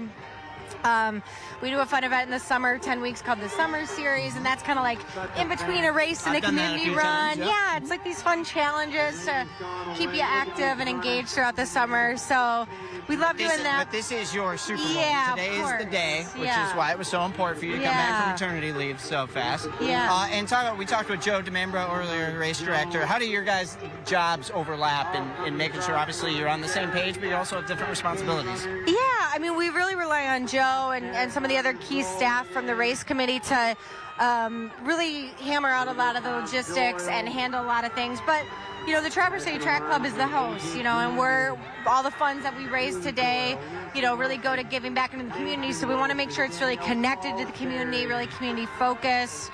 That it really is accessible for a wide range of people, ages, you know, skill levels. You saw some amazing and inspiring, you know, wheeled runners coming in today. We really want to make sure that this impact is, you know, big and exciting for runners, but also light and delicate on the community. And it's a hard balance to strike when you have that many folks coming into town, but wanting to make a lot of community connections, and so kind of connecting the logistics on the ground with that. Well, thankfully, you're not in charge of the traffic afterwards. No. You just have to worry about That's right. the folks who get here this Yeah. morning and get circulated on the buses and whatnot. And that part is pretty much over at this point. Yeah. But 2 course records already down today, which Yeah. is pretty cool. Isn't that So that's got to amazing? make you pretty excited to know that after all these years, people are Gosh. still hungry to break these times. Wow, that 10K, it was just like, I think 4, right? 4 guys beat the record from last year. I mean, that's incredible to run that in under 30 minutes. That's just, I can't even. 440-ish mileage. Wow. It's pretty intense. I can't, yeah. It's so cool, and we're lucky to have such a beautiful, fast course to make that happen. And another thing you can take pride in, all 4 winners so far have Michigan ties. They grew up here. So we're keeping it in the state. Some of them are out of state now, but there's a reason they come to this event, either for the first time or however many times. You know, they hear about it and they want to be a part, and they've officially put their names on a record book for the list. So It's amazing. cool. Well, Lindsay, we know you got a lot of other responsibilities still to wrap up, so we'll let you go, but thank you so much for the few minutes. Thank Pleasure to see you. you. And, Thanks for being tell here. Tell Coco we said hi. I will. Thanks for being tell here. Coco we want to see her break a course record at I some love that. I love that. Let's manifest it. Yeah. Thanks, Lisa. Thanks, Harrison. Appreciate it. You're welcome. Lindsay doing a lot of heavy lifting. She's been helping announce. You probably heard her name in the background announcing runners cross the finish line here. So she's, as you know from having that job, you're kind of doing a little bit of everything on a morning like this because it's never wrapped up until that last runner crosses the finish line. Right. Yeah. The track club and its staff has really come a long way since this marathon started back in About 1983. 500 runners, right? In 1983. Yep. So. Yep. So grown exponentially since then. Well, we will update everybody for the clocks. 1:53 is your 10K and half marathon time. Most of our 10Kers are probably through. A bunch of half marathoners still crossing that finish line. If you're looking up at them, we are waiting the men's marathon champion probably in the next 10 minutes, if not faster. Course records around 2:15, I believe, for the men's marathon. I'm gonna grab my notes. I've got us covered right here.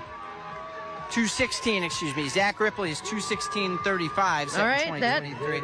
The women's course record 2:36. So in the next half hour or so, we should see both of those racers cross. And I'm gonna check the Bayshore Marathon race tracker, which has helped me out in a lot of ways today. Keep tabs on who's out there. And yeah, all the families out there can track their runners with the race tracking system. They can punch in their bib numbers ahead of time and find out how their runner's doing. That's a feature that's changed a lot in the last Yeah. 20, 30, 40 years. You weren't tracking anybody in the 1980s, that's for sure. So if these results are accurate, and they're going off course chip times throughout at mileage marks, but according to the last registry, Jeff Kellenbar of Gaylord is leading the way in the men's marathon. So we will find out if that holds Oh, I true, don't but a know. Northern Michigan guy I could don't think that's right, but well, just going by the last update from the website, yeah, it looks right. pretty early in the time process, but okay. so we will see. Yeah. We wanted to give Jeff a shout out either way, being a Gaylord boy. It's cool to see the locals run this race every year, but as we've referenced before, there's some 80, 90%, 85% of the participants are definitely out-of-towners and make a big part of Memorial Day weekend here in the Traverse City area. It's such a happening event. They started coming in on Thursday probably and got their hotel room and checked out Traverse City a little bit. And I think that's kind of the genius of having this event on us. You could say you could do it on a Sunday because of the 3-day weekend, but I think that adds to, these folks that maybe if they can take the extra day Friday to come in for registration and then do the race and then have time to relax, recover, and then enjoy your time up here if you're visiting. Some of the winners talk about they booked Airbnbs. Others have family that are still in town, so they luck out by that spot. But, probably a homecoming for a lot of these guys. This is called a destination event. And that's what a lot of people do with half marathons, is they make it a vacation. They, kick it off with the effort and then spend the rest of the time enjoying. You're just thinking about the race the whole time. So, yeah. Right, so... Yeah. Now they can go out to the wineries and breweries and distilleries and restaurants. We know for a fact, you talked up the business impact. We know these businesses are ready. I went out to dinner last night, and it was pretty packed at the restaurant I popped into to get a to-go order. So this is a big day, people are here, and big you see them all weekend.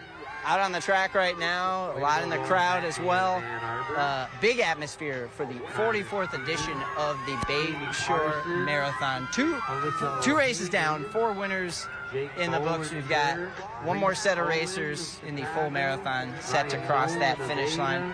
Probably our men's winner should presumably be in the next few minutes, so we are keeping our eye on that finish line on our split screen access. Lisa and I are in front of the finish line. Danny, our cameraman, is behind the finish line, giving you a full-scale range. Hope you're able to catch those you're looking for. And yeah, if you're using that tracker, there's a way to keep an eye on when you're running right be crossing. You can tune at the right time. Hey, maybe you're watching on replay on Monday. Hey, maybe that's the beauty of Facebook You can do that. Live. How do you do that? Go to our Up North Live Facebook page, and this will be there. And yeah, some runners might be back and looking for themselves. I know I've heard of coworkers who've gone back and see their finishes on our live stream. So you never know when the audience wants to tune in. If you're joining us live this morning, thank you so much. Appreciate having you. And great way to start off your Memorial Day weekend. And the rain has held 2 hours ago when we started. It was a little rainy, a little wet, but I've removed some of my layers, and it's starting to feel like a spring day, which, it's great to have the unofficial first weekend of summer here, but I think it's great when we have these temperatures to remind us, spring is a thing too, and it's a pretty great part of being in Northern Michigan as well. We get all 4 seasons. So we're watching the finish line, and we're at a very, very, very popular point in the half marathon. As we look behind us, we can see that the 2-hour mark for the half. You've got like 10 people crossing the finish line within the same second. So this is like the masses. This is the time that they get. We've got the fast people out there, but the masses are out here feeling the same sense of accomplishment. The Bayshore Marathon is giving away over $15,000 prize purse today for finishers, overall male and female, 1, 2, 3, and then also course record bonuses are being paid today. And a lot of incentive. It's been a big day for course records, 2 already. Yeah, and that's we cool could stuff. we could see more. The 10K, as Lindsay hinted at, the 10K was just obliterated the for a men's 10K. 10K had four men go 6.2 miles, and it under ran last year. 28. Man, 28, 40. I'm blanking on it was a high 28 time for Andrew Bowman. I'll look up the official results. I'm not going to go off my brain because there's been a lot. Andrew Bowman of Ferndale ran a 29:15, correct, or 29:11 by chip time. 4:41 pace. Thankfully now it computes the mileage. Oh yeah, and then we had 3 more under the course record. You can say their names. So we know Aaron had the half marathon, right? Right. McDonald. We talked to her a little bit ago before we signed off with you guys. 1:13:43 for her women's half marathon. So incredible stuff. Jack Kelke repeated as champion. Didn't set a course record, but Jack Kelke of Suburban Detroit repeating as men's half marathon winner. We've got, I think we are looking for, what color bib are we looking for? That's a great question. Hey, do you know what color the marathon bib is? Marathon bib? Color? Yellow bibs Caution. is what we're looking for in the marathon coming in. I think we'll hear the crowd. I think when we hear the men's winner, we'll hear the crowd. That is the nice thing about being kind of talking to you guys, but also paying attention to the audience too. We know when the first winners of each race cross by. A lot of sign. Hey, shout out to the people making the signs, you know. There's really a lot of effort that goes into cheering. These stands are now pretty full compared to where they were an hour ago. So to add to Lisa's point, this is a signature time to get a lot of those runners across. 2-hour time in the half marathon is a huge accomplishment. Oh, yeah. And this is where it happens for the masses. We do see about 10 people crossing the finish line right within a 3-second period. Davey and Ryan Airy, Jake Horsley. Shout out Eric Houghton, as I mentioned earlier. Given the name, that's kind of a cool part too. You hear your name on the loudspeaker as you're crossing the finish line, while Christina Aguilera plays on the loudspeaker. What a dream for crossing your half marathon. So we'll check on these. Oh, all right. So we just got an update from Lindsay. The marathoner is really close. I see the lead biker coming in with the men's marathon leader. And it looks like we are going to... Within the next minute, 2 minutes. Won't be a course record, but that's okay. Sub 2,000. Here we go. 2 hours, we got 17. yellow coming down the straightaway here. Our first marathoner is on the track. Woo! Noah from Saginaw, come on! Noah Verlinde, I believe. And he's going to clock in at a 2:16:39 by he looks great. Time mark. Noah Verlinde from Saginaw. So yes, apologies to Jeff Kellenbar. Appears he was not the men's champion, but we got Noah from Saginaw, so another Michigan product capturing another title. So we're keeping it in state. We'll try to get him over here. We'll catch up with Noah in a few minutes. 2:16.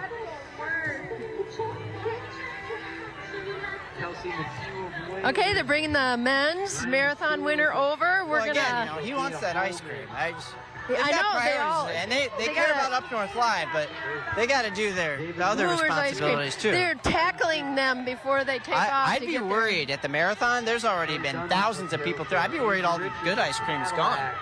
But knowing our friends at Moomers, they probably loaded All them. right, here we go. Crown running. This is Noah.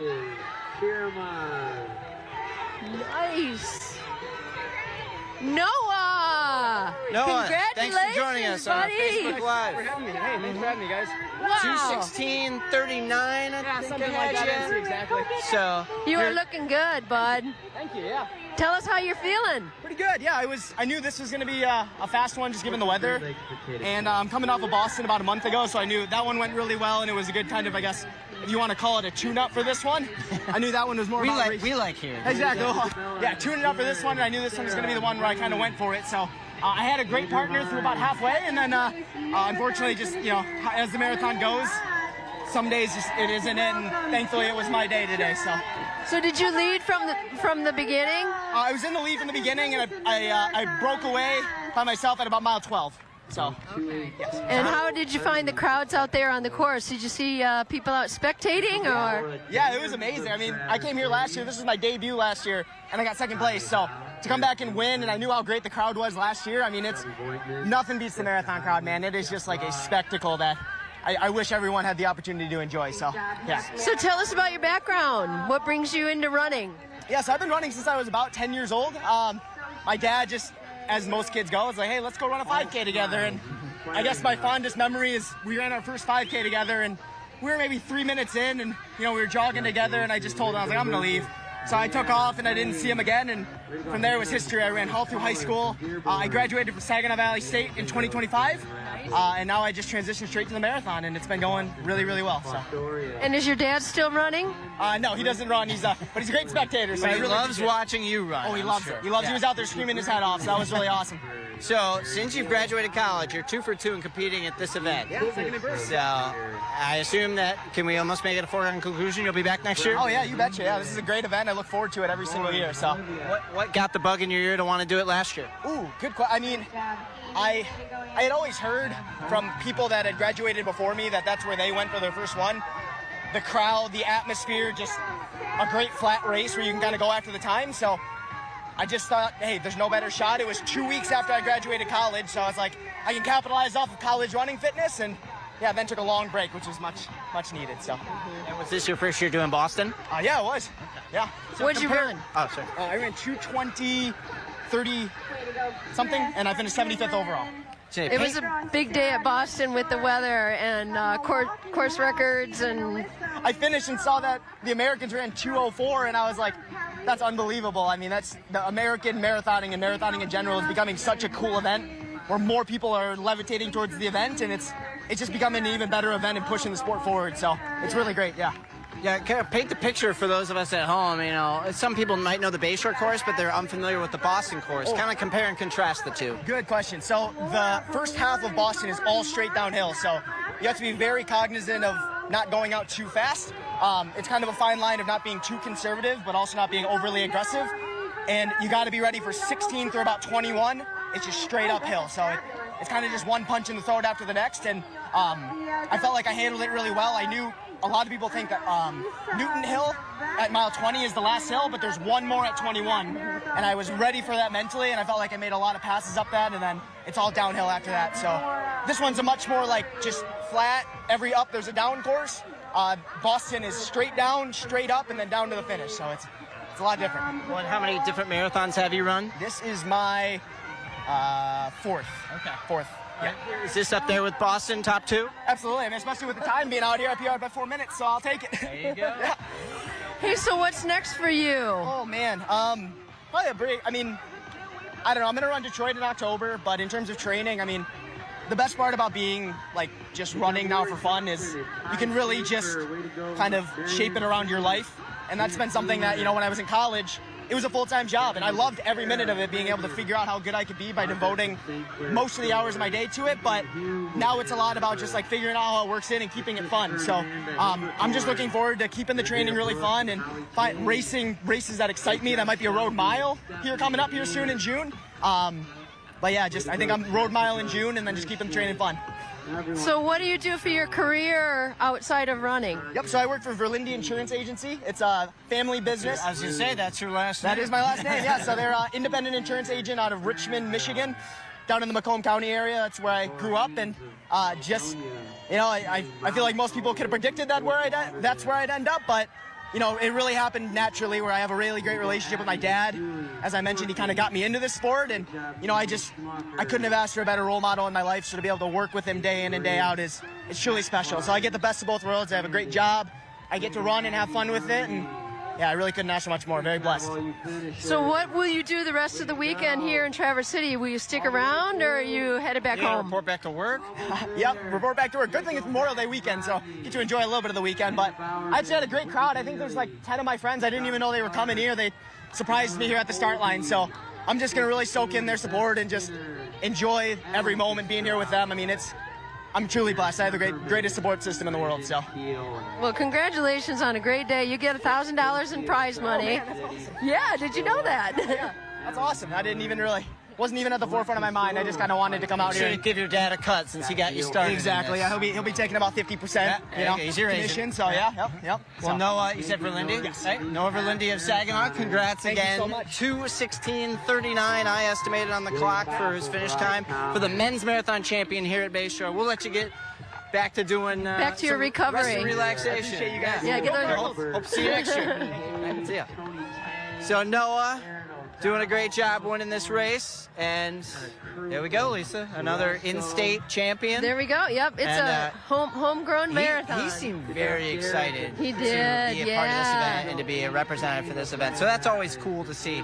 You know, everybody's excited to be here, but you know, he almost kind of took it as a representation standpoint. Definitely takes a lot of pride in Bayshore, in Boston, in his hometown of Saginaw. You know, so that's cool to see. And just like all these runners, you know, there's a lot of pride and ownership and respect during today for everybody that crosses that finish line. It really puts the months of effort into doing this event. And Yep.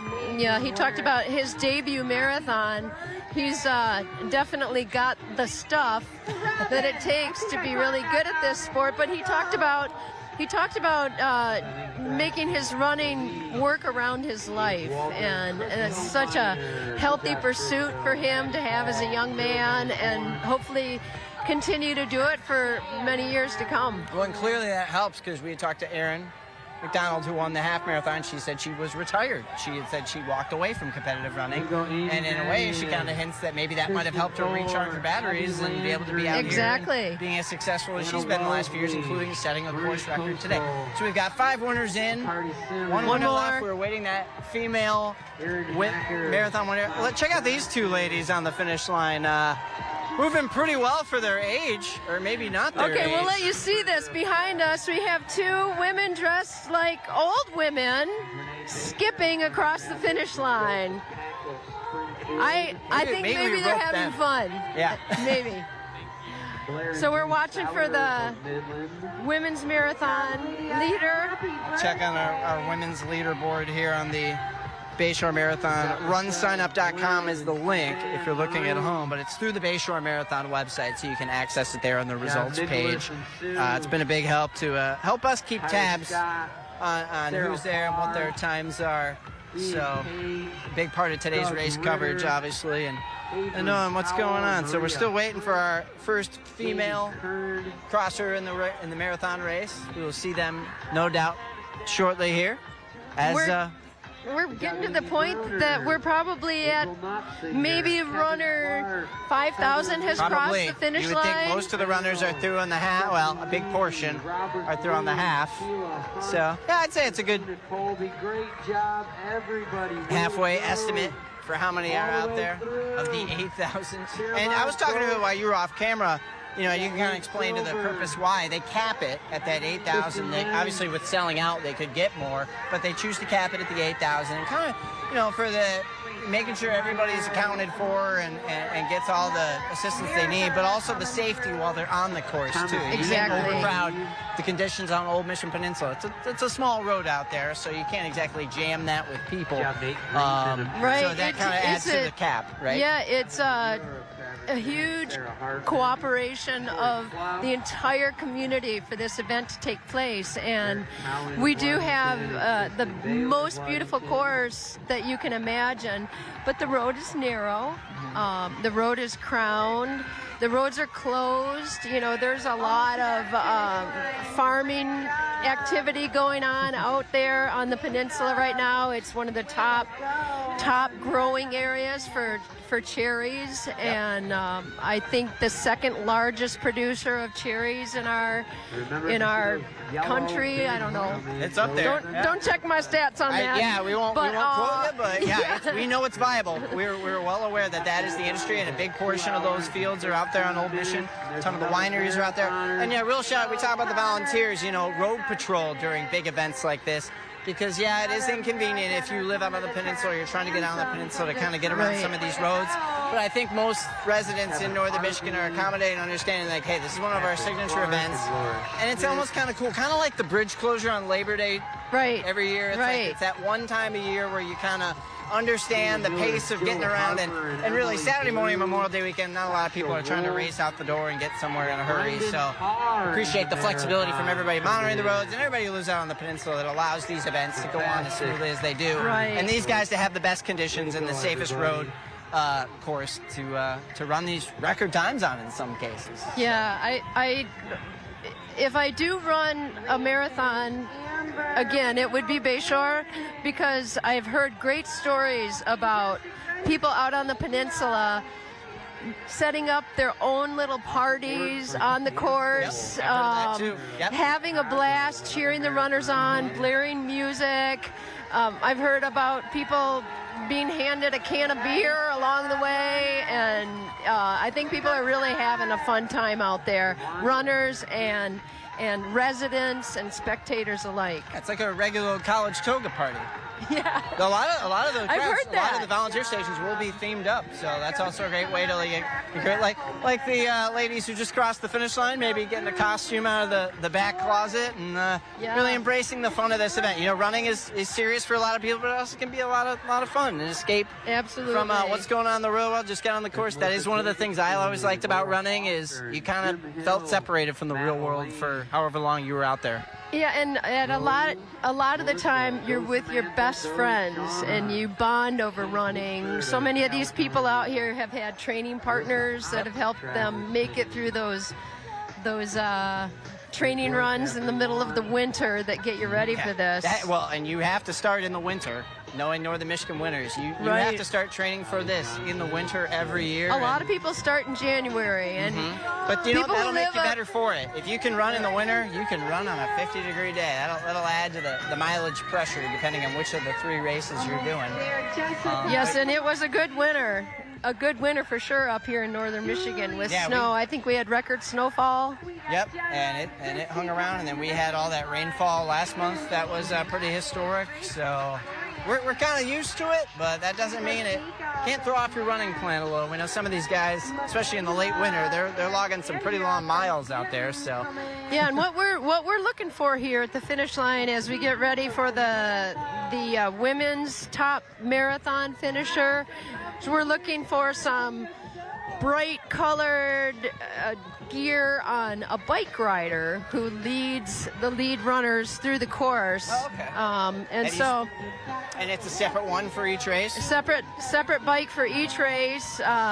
Volunteers, one of the volunteers, Jerry Jenkins, has been doing this for, I think, every year that the marathon has been held. Wow. All 44, huh? Yeah. Well, yeah. we should interview him. He's kind of the legacy award winner of this event. For sure. Well, real quick, I want to update everybody at home as we keep an eye on the clock for the marathon times, 2:30, and if you're monitoring the half marathon, they're at 2:17, just past the 2:17 mark. So 2:31:37 for the marathon timers. The women's course record, Hannah Becker, 2:36:57 back in 2023. I remember talking to Hannah here at the finish line after she got done, and so a pretty impressive time for her. We'll see if that goes down. A couple minutes left, chance, but either way, we're waiting for our first women's marathon runner to cross that finish line, and pretty cool. They get the bibs out, or the race finish line tape for every winner, I've noticed, so that's kind of cool. You know, I have that incentive right there at the beginning. Right. Get there and cross that tape. And so as we get closer to the women's finisher coming in, 2:37 is the qualifying time to be able to run in the Olympic Trials Marathon, and so that to have a finisher at Bayshore that can go under 2:37 is going to be a fun time pretty cool for everybody. And that's no doubt a motivating factor. I know Joe DeMambro, race director, when I was talking to him a few weeks ago, said we have a lot of talented runners coming in specifically for this event. So I'm sure a lot in the half or the full, those times are being met. All right, we it's getting a little warm out here now. The sun is out. We've changed a lot since the start times. It's at least elevated to 10, 12 degrees, and no rain. What temp do we have? More peaks of sunshine. Let's What see. actual time? They're watching for the women's finisher to come in. So we assume we got a yellow finish bib tape. coming through.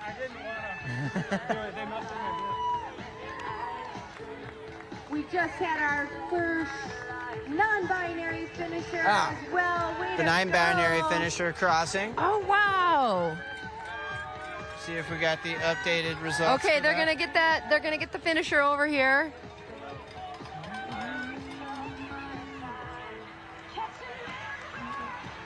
Way to go, Amy Steve. Oh. Valerie Todd again. Make some noise for Noah. Big round of applause for the gold singlet there. Jennifer from Troy wrapping up her half marathon. Trying to look All up what right. Nice. This is a half marathon. Half marathon.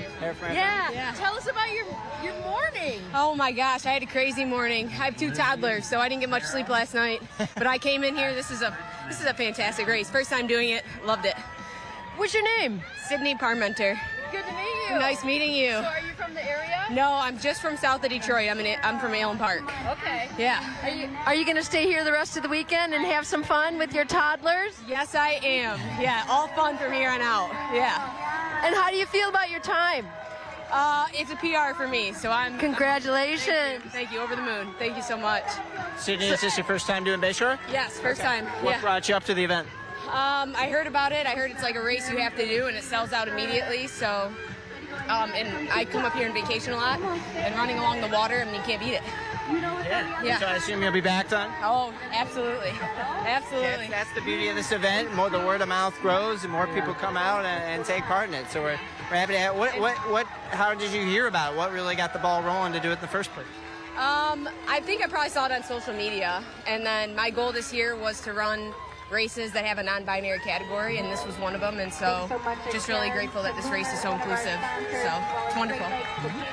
I think we have prize money too. Wait. Definitely have ice cream. Did you hear there's Moomer's ice cream? Okay, so we'll definitely have that. Okay, so did you plan on taking home $500 today? No, I did not. Tell us about that. It's just incredible. I mean, I've never won a race before, so this is just, I'm speechless. Yeah. So give us a statement about what this means to you to be able to run in this category, non-binary. Yeah, I think what's happening in the world right now. There's non-binary people aren't always represented in races like this, and so we're always having to run as someone we're not. So it truly means a ton to me that I can show up here fully as myself and compete. Well, congratulations. We're really happy for you and hope you have a great time here. Thank you so much. Enjoy the rest of the day. Congrats, Sydney. Take care. And here we go, our female women's perfect timing. finisher. Right there. Her name is Maddie. I'm going to update our leaderboard here. Did you catch the time? That might have been close to Hannah's time. 2:36:40. Oh, I think maybe she got it. Oh, this would be exciting. We might have broken a record with that female full marathon too. Lindsay claims that's a record. So we're going to report out in just a minute. Okay, we're waiting for an official time, and her name is... I heard Maddie Carter. Here we go. Maddie Carter. From Greenville, Illinois, 2:36:37. Greenville, Illinois. Okay. 2:36:37, and Hannah's time was 2:36:57. Nice. We have another course that would be record. by 20 seconds if that time holds up. And, Nice. It's on their race registry, so I imagine that's the time. So that'd be 3 course records out of the 6 main men's and women's races today. So. All right, so we're looking at first place overall prize money of $1,000 and also a Maddie bonus. Carter, 2:36:37. What's the bonus? Is it 500? We should give those signature checks. Those really they give at the golf tournaments. So we should present them with the big novelty checks. Yeah. We give away the money. Then people will be more inclined to come talk to us. So we're waiting to talk to Maddie Carter. Here's our second female marathon finisher. Hopefully. Come on, Kelby, way to go! All right, we have our second marathon finisher in. 2:36:37. Brenda That looks like, I think I see her in the background. She's about All to right, come here talk we to us, go. hopefully. Maddie Carter's coming on over. I'll remind myself again of her hometown. Or we could just ask her. That might be Greenville, Illinois. Curious to know, though, if we have another Michigan connection. Right. We'll find out. Come on over, Maddie. Congratulations. This is our women's your marathon first prize winner. for winning, you have to come talk to us. Okay, that's great. Well, congratulations, Maddie Carter. Listed from Illinois. Just curious, do you have any Michigan ties? No, I know a group from St. Louis that came up, and I've heard great things about the race, so I was like, let's give it a shot. Well, you're our first winner today that isn't from Michigan, so congratulations. You've proven that the other states can be represented here as well, and you set a course record by 20 seconds, we estimate, for the marathon. Was that in any way in the back of your mind, or you're just shooting for your best time? It was. I thought on if all the stars aligned kind of day, I would get OTQ and a PR, but that was best case scenario, and then second best was just come out healthy. Wow, so you got talking about the OTQ, that's Olympic Trials qualifying time. And so what are your long-term goals? What are you shooting for with your running in general? Main goal was to make the OTQ eventually. I wasn't sure when it would happen, if it'd be this race or later in the fall, but the stars did align today. I entered the pain cave on the last 10K. I was telling them, felt my big toenail rip off, but I was like, I can do happen. So you got to tell everybody what the pain cave is and what happens once you get there. Well, you see, the first 20 miles, you should feel pretty good, and I did. But then the last 10K or so, most people hit what's called the wall, and I felt like my legs weighed like 2 tons, and it's just so much effort to move. It's like 5K effort at the end of a marathon, essentially. So, first time doing Bayshore then? Yes, 8th marathon, first Bayshore. All right, what brought you up for this? Just I had a group of friends coming, and I heard it was fast, flat, cool weather, and then I thought less logistically complicated compared to like Chicago or some of the majors. Good point, yes. And in terms of logistics, are you talking about the size of the community? Well, just getting to the race start. Sometimes you have to wake up at like 2 a.m. to like get a bus, to get on the trolley, to the shuttle, whatever, to get to the start. But today, like I drove, parked a half-mile away and walked in. Like it was easy as pie. Oh, what a great announcement for the race. Right? Yeah. No frills. You can get up at Bayshore 6 no a.m. frills. and still make your time. Exactly. This is your first time in Traverse City? Justin Albright of Auburn. Well, wow. First time in Michigan, first time in Traverse City. What are you most excited to do now that your race is done? Oh, man. I'm going to have some good food. I had good food a couple days leading up, but I didn't do anything risky because, you know, like fried food before a marathon effort is just a bad idea. But today we're going to splurge and enjoy ourselves and walk along the beach, have a good day. We don't want to put too much pressure on you. Will you be back to defend your title next year? Maybe. I mean, I'm not ruling it out. This was a blast. So you've got the incentive of today you're going to go home with the $1,000 prize and then I think a $500 bonus for the course record. And so you can afford lunch. I know. I was thinking that literally just covers my hotel, gas, right. You broke even. Broke even. It was a great day. So did you bring your whole family here? No, I didn't. They're tracking me live from Illinois. So did you come up solo or did you fly in, drive in? I drove up 9 hours, and then there's a group of friends. I know some people from St. Louis and surrounding areas that were here as well. Well, we hope you have a great weekend here. Yeah, and congrats again. Women's marathon champion. Thank you. And our first out-of-stater to win a race today. As far as the rest of the winners, I think all had connections to Michigan. So right. Maddie's shown it can be done. You can visit for the first time. So we'll go and enjoy the Moomers ice cream. Yeah. Let them know we sent you. Okay. Take care. Again. So there we go. Another successful finish. 3 course records in one day. That might be a record. Been a lot of fun. I know that. And look at Memorial Day weekend begins with beautiful weather. Mm-hmm.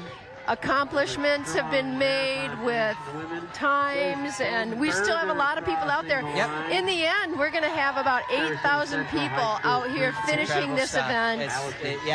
With the marathon. On earlier about the halfway point, maybe nearing the 2/3 point now, but yeah, still plenty of runners to come across. And for those of you keeping an eye, Lisa and I are about to wrap up here, but we will keep our second camera up for a little bit longer here, so you can keep an eye on most of those racers coming across the finish line. So if you're not, I'm sure that's why most of you are tuned in to see that finish line and see those folks that you couldn't make the trip to see here in person. We'll keep that camera up, but pretty successful day. I mean, you can rewind too. You can go back and watch it again. Replays and the benefit of social media. We talked to the half marathon winner, said a big part of her success and her motivation is through Instagram. So, in this day and age of social media, that's a powerful tool at your fingertips. So if you can use it wisely, you can make a lot of impact. That's for sure. Well, thanks for having me out here, and you did a great job. And maybe next year, right? I think we can pencil you in for next year. Lisa Taylor, legendary member of the Traverse City running community. I am Harrison Beebe for Up North Live Sports, reporting live from the finish line at Traverse City Central's track facility for the Bayshore Marathon, the 44th edition of the Bayshore Marathon. We want to thank you all once again for watching at home. We will keep that camera up on the finish line here as we sign off. But thanks for joining us this morning, and enjoy the rest of your holiday weekend. Shockley. These four would have made it see in the marathon.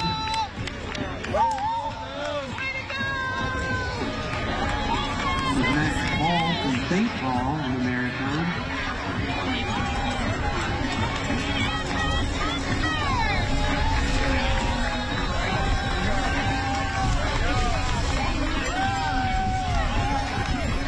California. Max Hall! What a race! Very bad. Texas, Chicago. Holy crap, dude! Eric Hansen of Naples. That's insane! Henry of Wayne. Got Hagen of Traverse City. Mary Pierce and Kristen Striker. Great job, runners. Way to go, half marathoners. We got Brett Lytle and Foster Thorburn coming in the marathon together. Great job. Ryan Stakurski of St. Petersburg. Jenny DeLomo of Traverse City. John McCaskill, April Jordan, Alan Maloney, James Kingsley, Emily Walker of Howell, Melissa Ennis from Grand Rapids, Craig Preston of Traverse City, along with Renee Preston. Jennifer Tesson in there as well. Lauren Gaussier.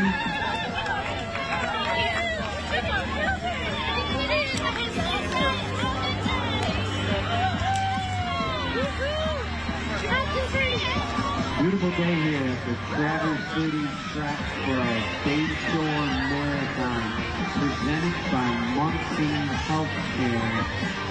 Shout out to all these great runners, so inspiring.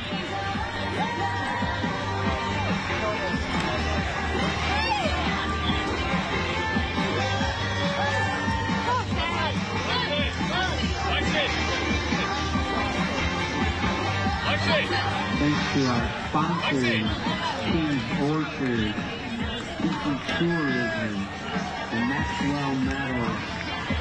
Great job, runners.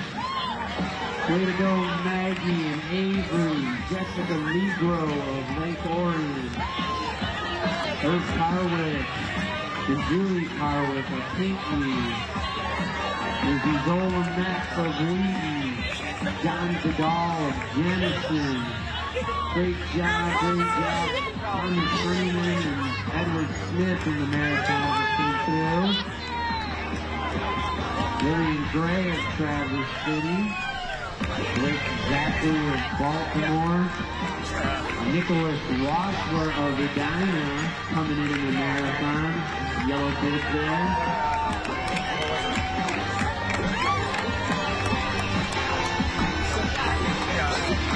Luke Caperly and Joseph Seberg in the marathon. Great job, guys. Jennifer Newman, Kelly Lucas, Kelly Myers, Lola Russell, another marathoner, Noah Kazan. Great job, Noah.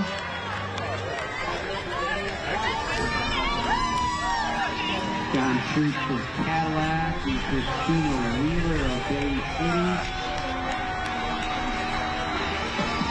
Chris Keller, Kim Watson, Jen Fu, Diane King.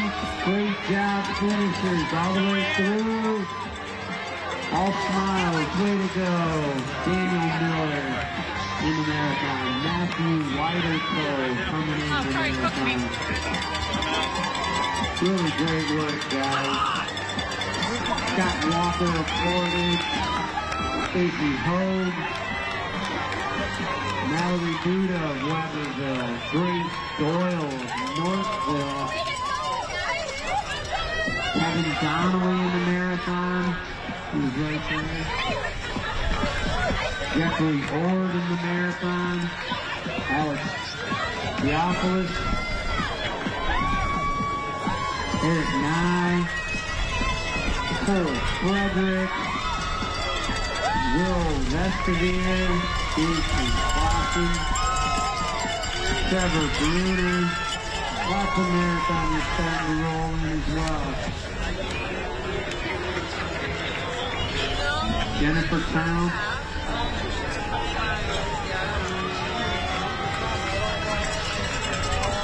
Katie of Ann Arbor. Caroline Spencer of Middleton. There's Caleb Kalski of Jenison. Holy shit, what a run. Francis Cornell. Mike Anderson of Brighton. John Gazelle of Louisville.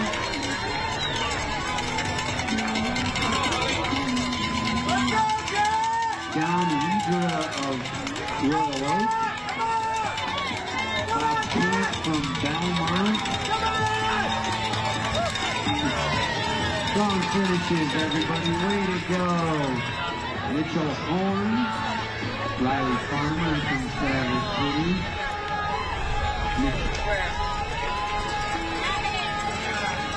Lisa McCray of DeWitt. Carl Kreiser and Eric Chen in the marathon.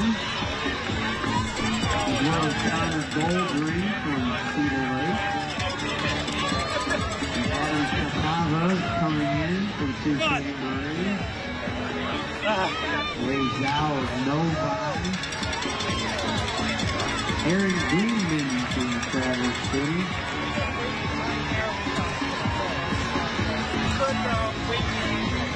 Larry Carpenter of Okemos.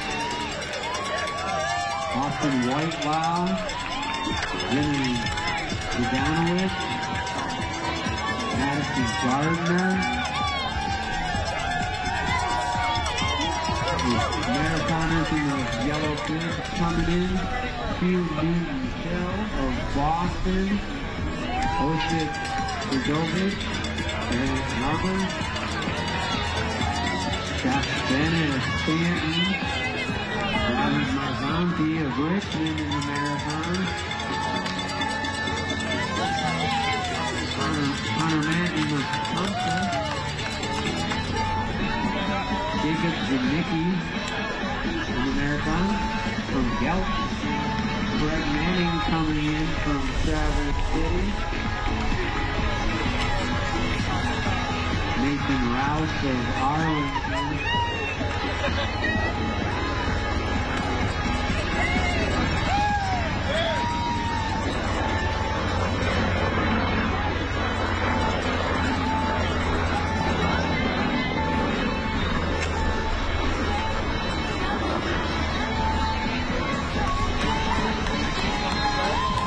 Way to go, finishers!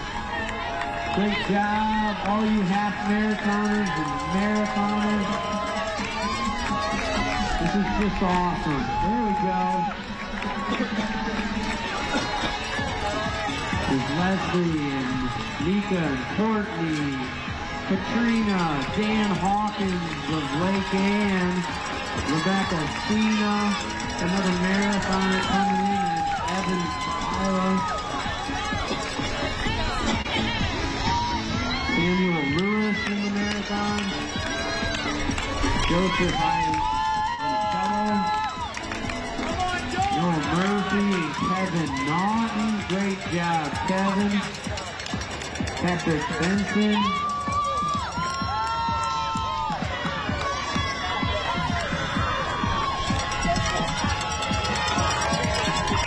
Brazilian Manfredi of Chicago.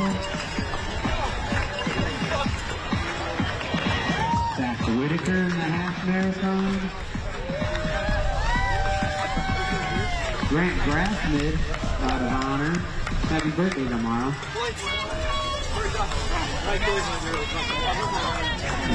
Jack Puck in the marathon.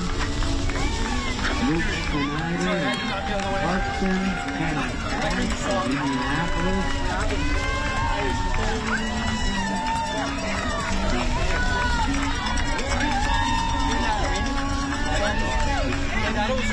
Brandy Hall, Milwaukee. Jolie Labarre of Holland. Jordan Kidder of Auburn Hills. Curtis Jones from Shepherd. DJ Hoffman from Ithaca. Shane Henry. Jonathan Gerard.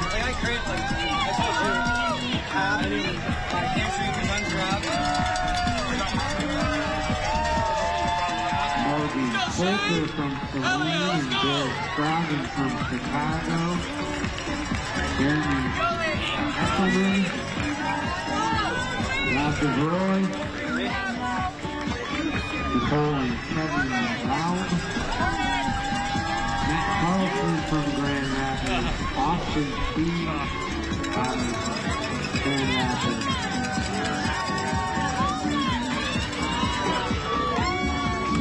The legendary and famous Brian Lishaw of Stafford City.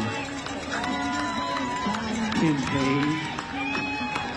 Shannon Wilhelm, A.J. Herbal of Grand Rapids, Andrew Smith from Washington, Justin Luke,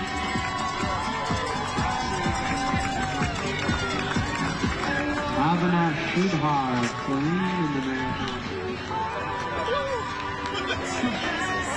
Very huge for me.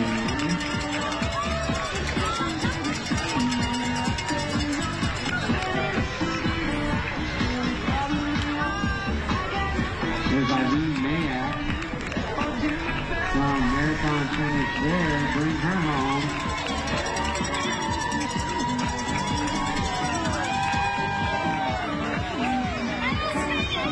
And there's Annie Somerville of Traverse City, Michigan.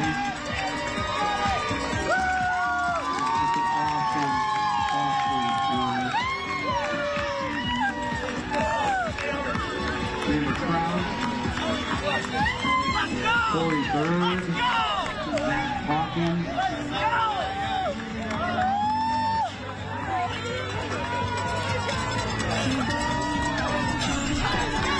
Louis Brewer, Caroline Watson, Zach Hawkins,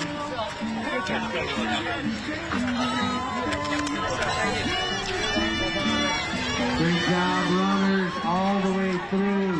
Lucas Johansson and Ben Ginsberg.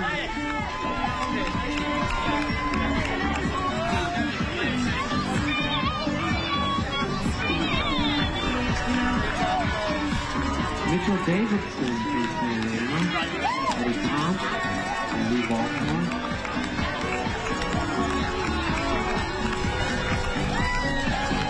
Rachel Reinhard. Cloud.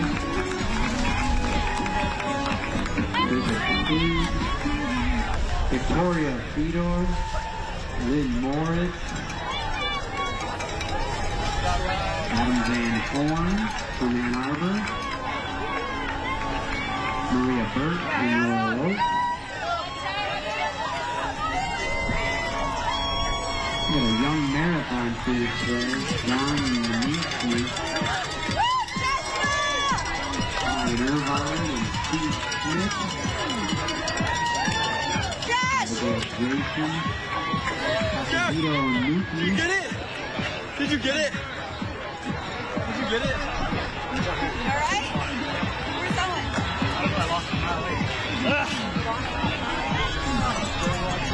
Coach home, Ellen Padino, Danielle Pye, and Laura Phillips. Brooklyn Willis, Holly Collison. Way to go, runners. Stephanie Conley, Trevor Adamsback, Pete Sullivan, Alex Vandenberg. They're coming in fast now. Alex Lassad, Dennis Morris. Way to go, runners. Finish strong, all smiles, all the way. Douglas Baker and 3-hour pacer. That guy on track. Man, great job. The 3-hour pacer coming in. Just oh, God, all these great runners. Ryan Rockefeller, Mark Julia.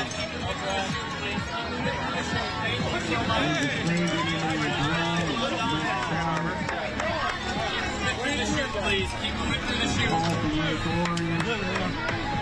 Let's go, Mark! Yes!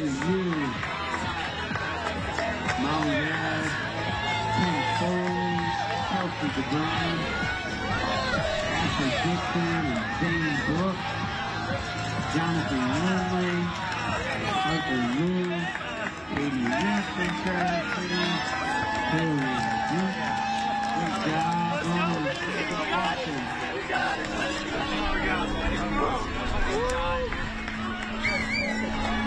Go down, Tracy Davis. Julia Armstrong is here, ladies and gentlemen. Marathon. Thomas Collins, Ferndale.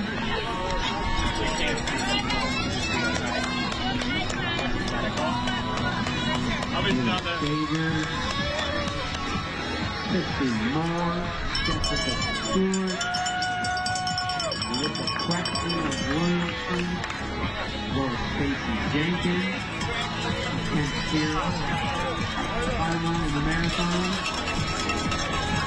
Nate Worsma of Rockford in the marathon, Anna Johnson from Charlotte, Lindsay Van Gordon.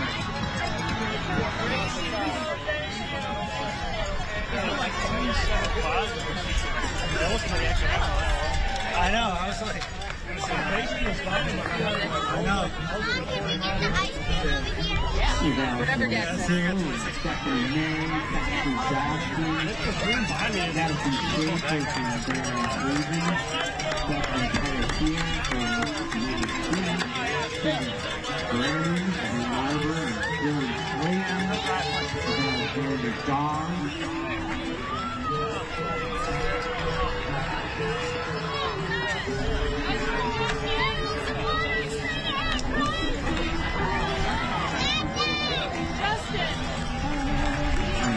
Ethan DePee, Lily Conklin, Michelle, Martin, Justin Bellkey, Stevie Cole, Curtis Peterson, John Lee, Jacob Ford. All these folks coming in, great effort. Tina Check, Amanda Rivet, Candy Lee, Ashley Glenn. I didn't smell right away. Kevin York. I'm so happy with that. I didn't think I'd make it that far anyway. Laura Lou and Ryan Fu. It rained for the first hour. It was nasty. Great job, thank you. runners. Way to go. Michaela Hunt from Grand Rapids. Eric Myler. Anthony and Kelly Rodriguez. Leon West. What's a rip? Kiernan, Jack Blue.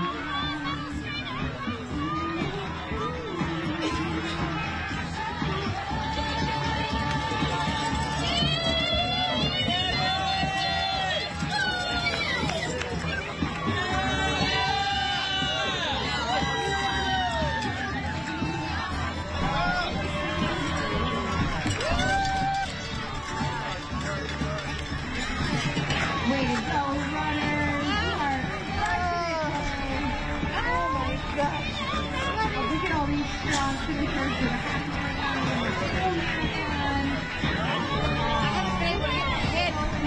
Let's select your Randy and Ethan, Gabrielle coming in, Joshua, Ellie, such strong finishes, Ashley and Luke. Way to go, Benjamin coming in. Marisol, Jessica, Nathaniel, way to go. We got Jonathan from Jeffersonville. Jeremy coming in now. Donovan, yeah.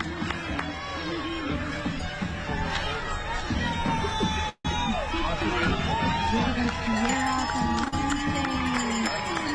Mario and Benjamin coming on the track.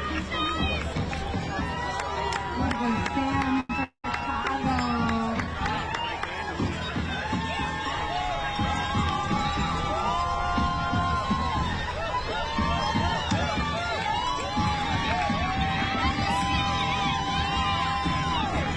Fabulous job, runners. Amazing finish. Coming in so strong with that sunshine and the fierceness.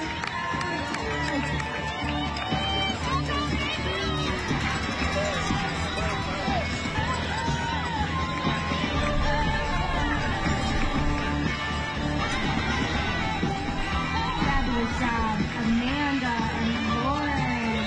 We got Jillian from Battle Creek coming in. Colin, way to finish. Jake, you crushed it. We got Katie and Margaret and Blake coming in strong. Luke from Escanaba, way to go. We got Kai from Southfield, Jordan from Tucson, Marie. Wow, we got some good representation today.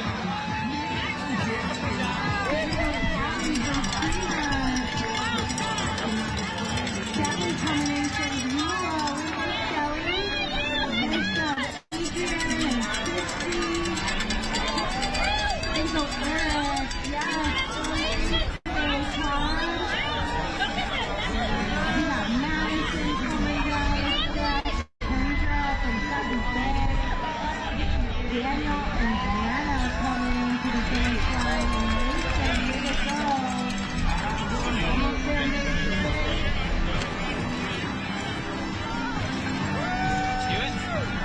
Go, Maddie!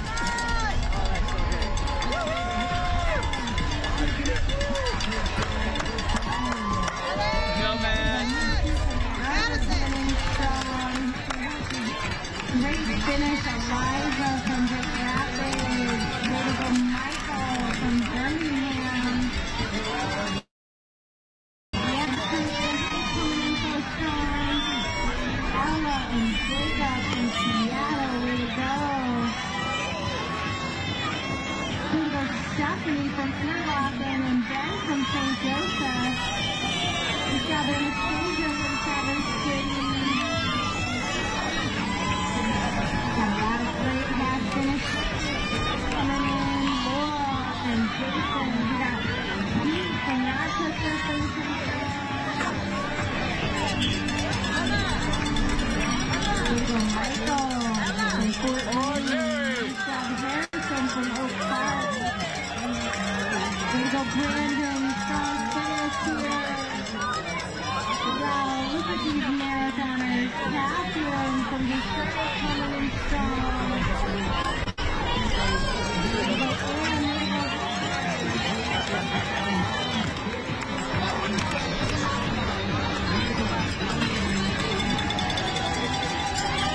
Amazing finish for Jason, Matt, Ulysses.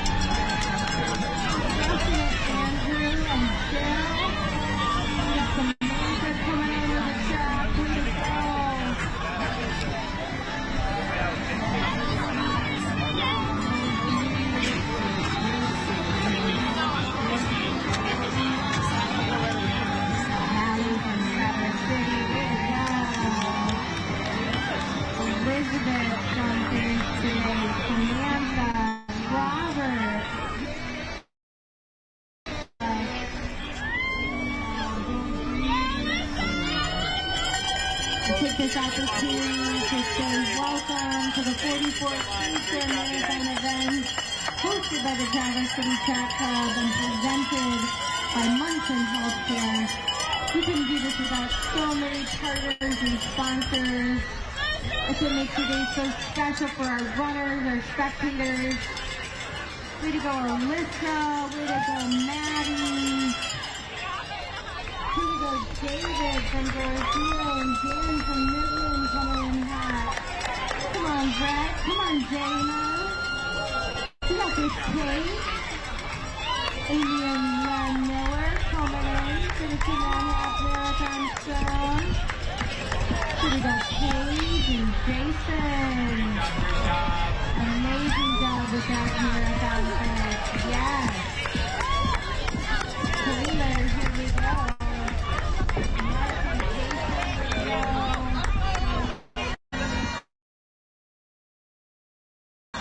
we go. Sir Matt. Good work, good work.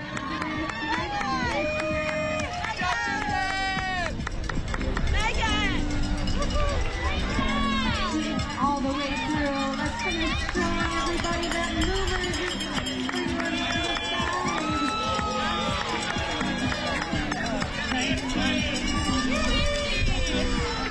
Good job, Dawn and Beth and Pamela. So many strong runners today. Hunter. You got it, Jillian. You got it, Blake. Way to go, Becky and Nicholas from Short Creek. David from Grand Rapids. Hey, I know him. Way to go, David. Thanks for being an amazing Track Club ambassador. Woo! Way to go, John from the River. Dick coming on to your finish line. Wow, Dick, 83 years young. You got this. Eugenio from Mexico, come on! We got Jacob coming on the track. McKenna, way to go. Tracy McKinnon, nice job today. Ryan, come on, yes! That finish line. Crushing it, Jody. Great job, Rachel. Happy belated birthday as you guys got Here we go, Megan. Here we go, Brandon. Come on, Terry and Maxwell. We got Stephen running the marathon, finishing strong today. Here we go, Hannah and Amy.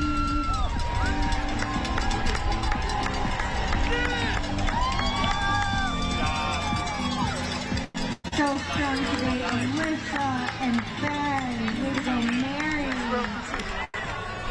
Way to go, Ben! From Kalamazoo, Brooke, UT. Come on, Ben! Let's go! Great job. Way to go, Jason and Charlene. Come on, Ben! Almost birthday, Charlene. Yeah. Good job, Claudia.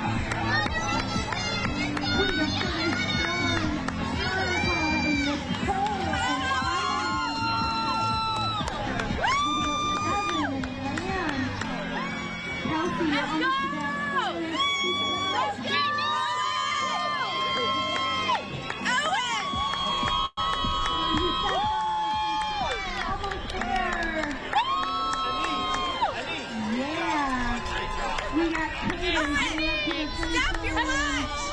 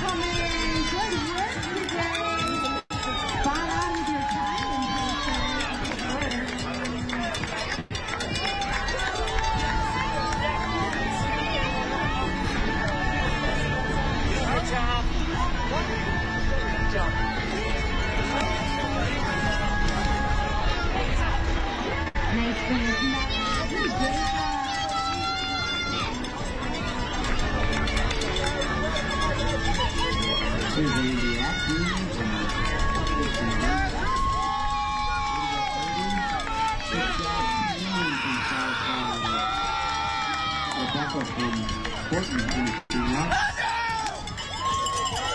Taking drive from Detroit and Will Woodward from Chelsea. And the Ellis for Traverse City. Those finishes, everybody. Way to go, Edwards.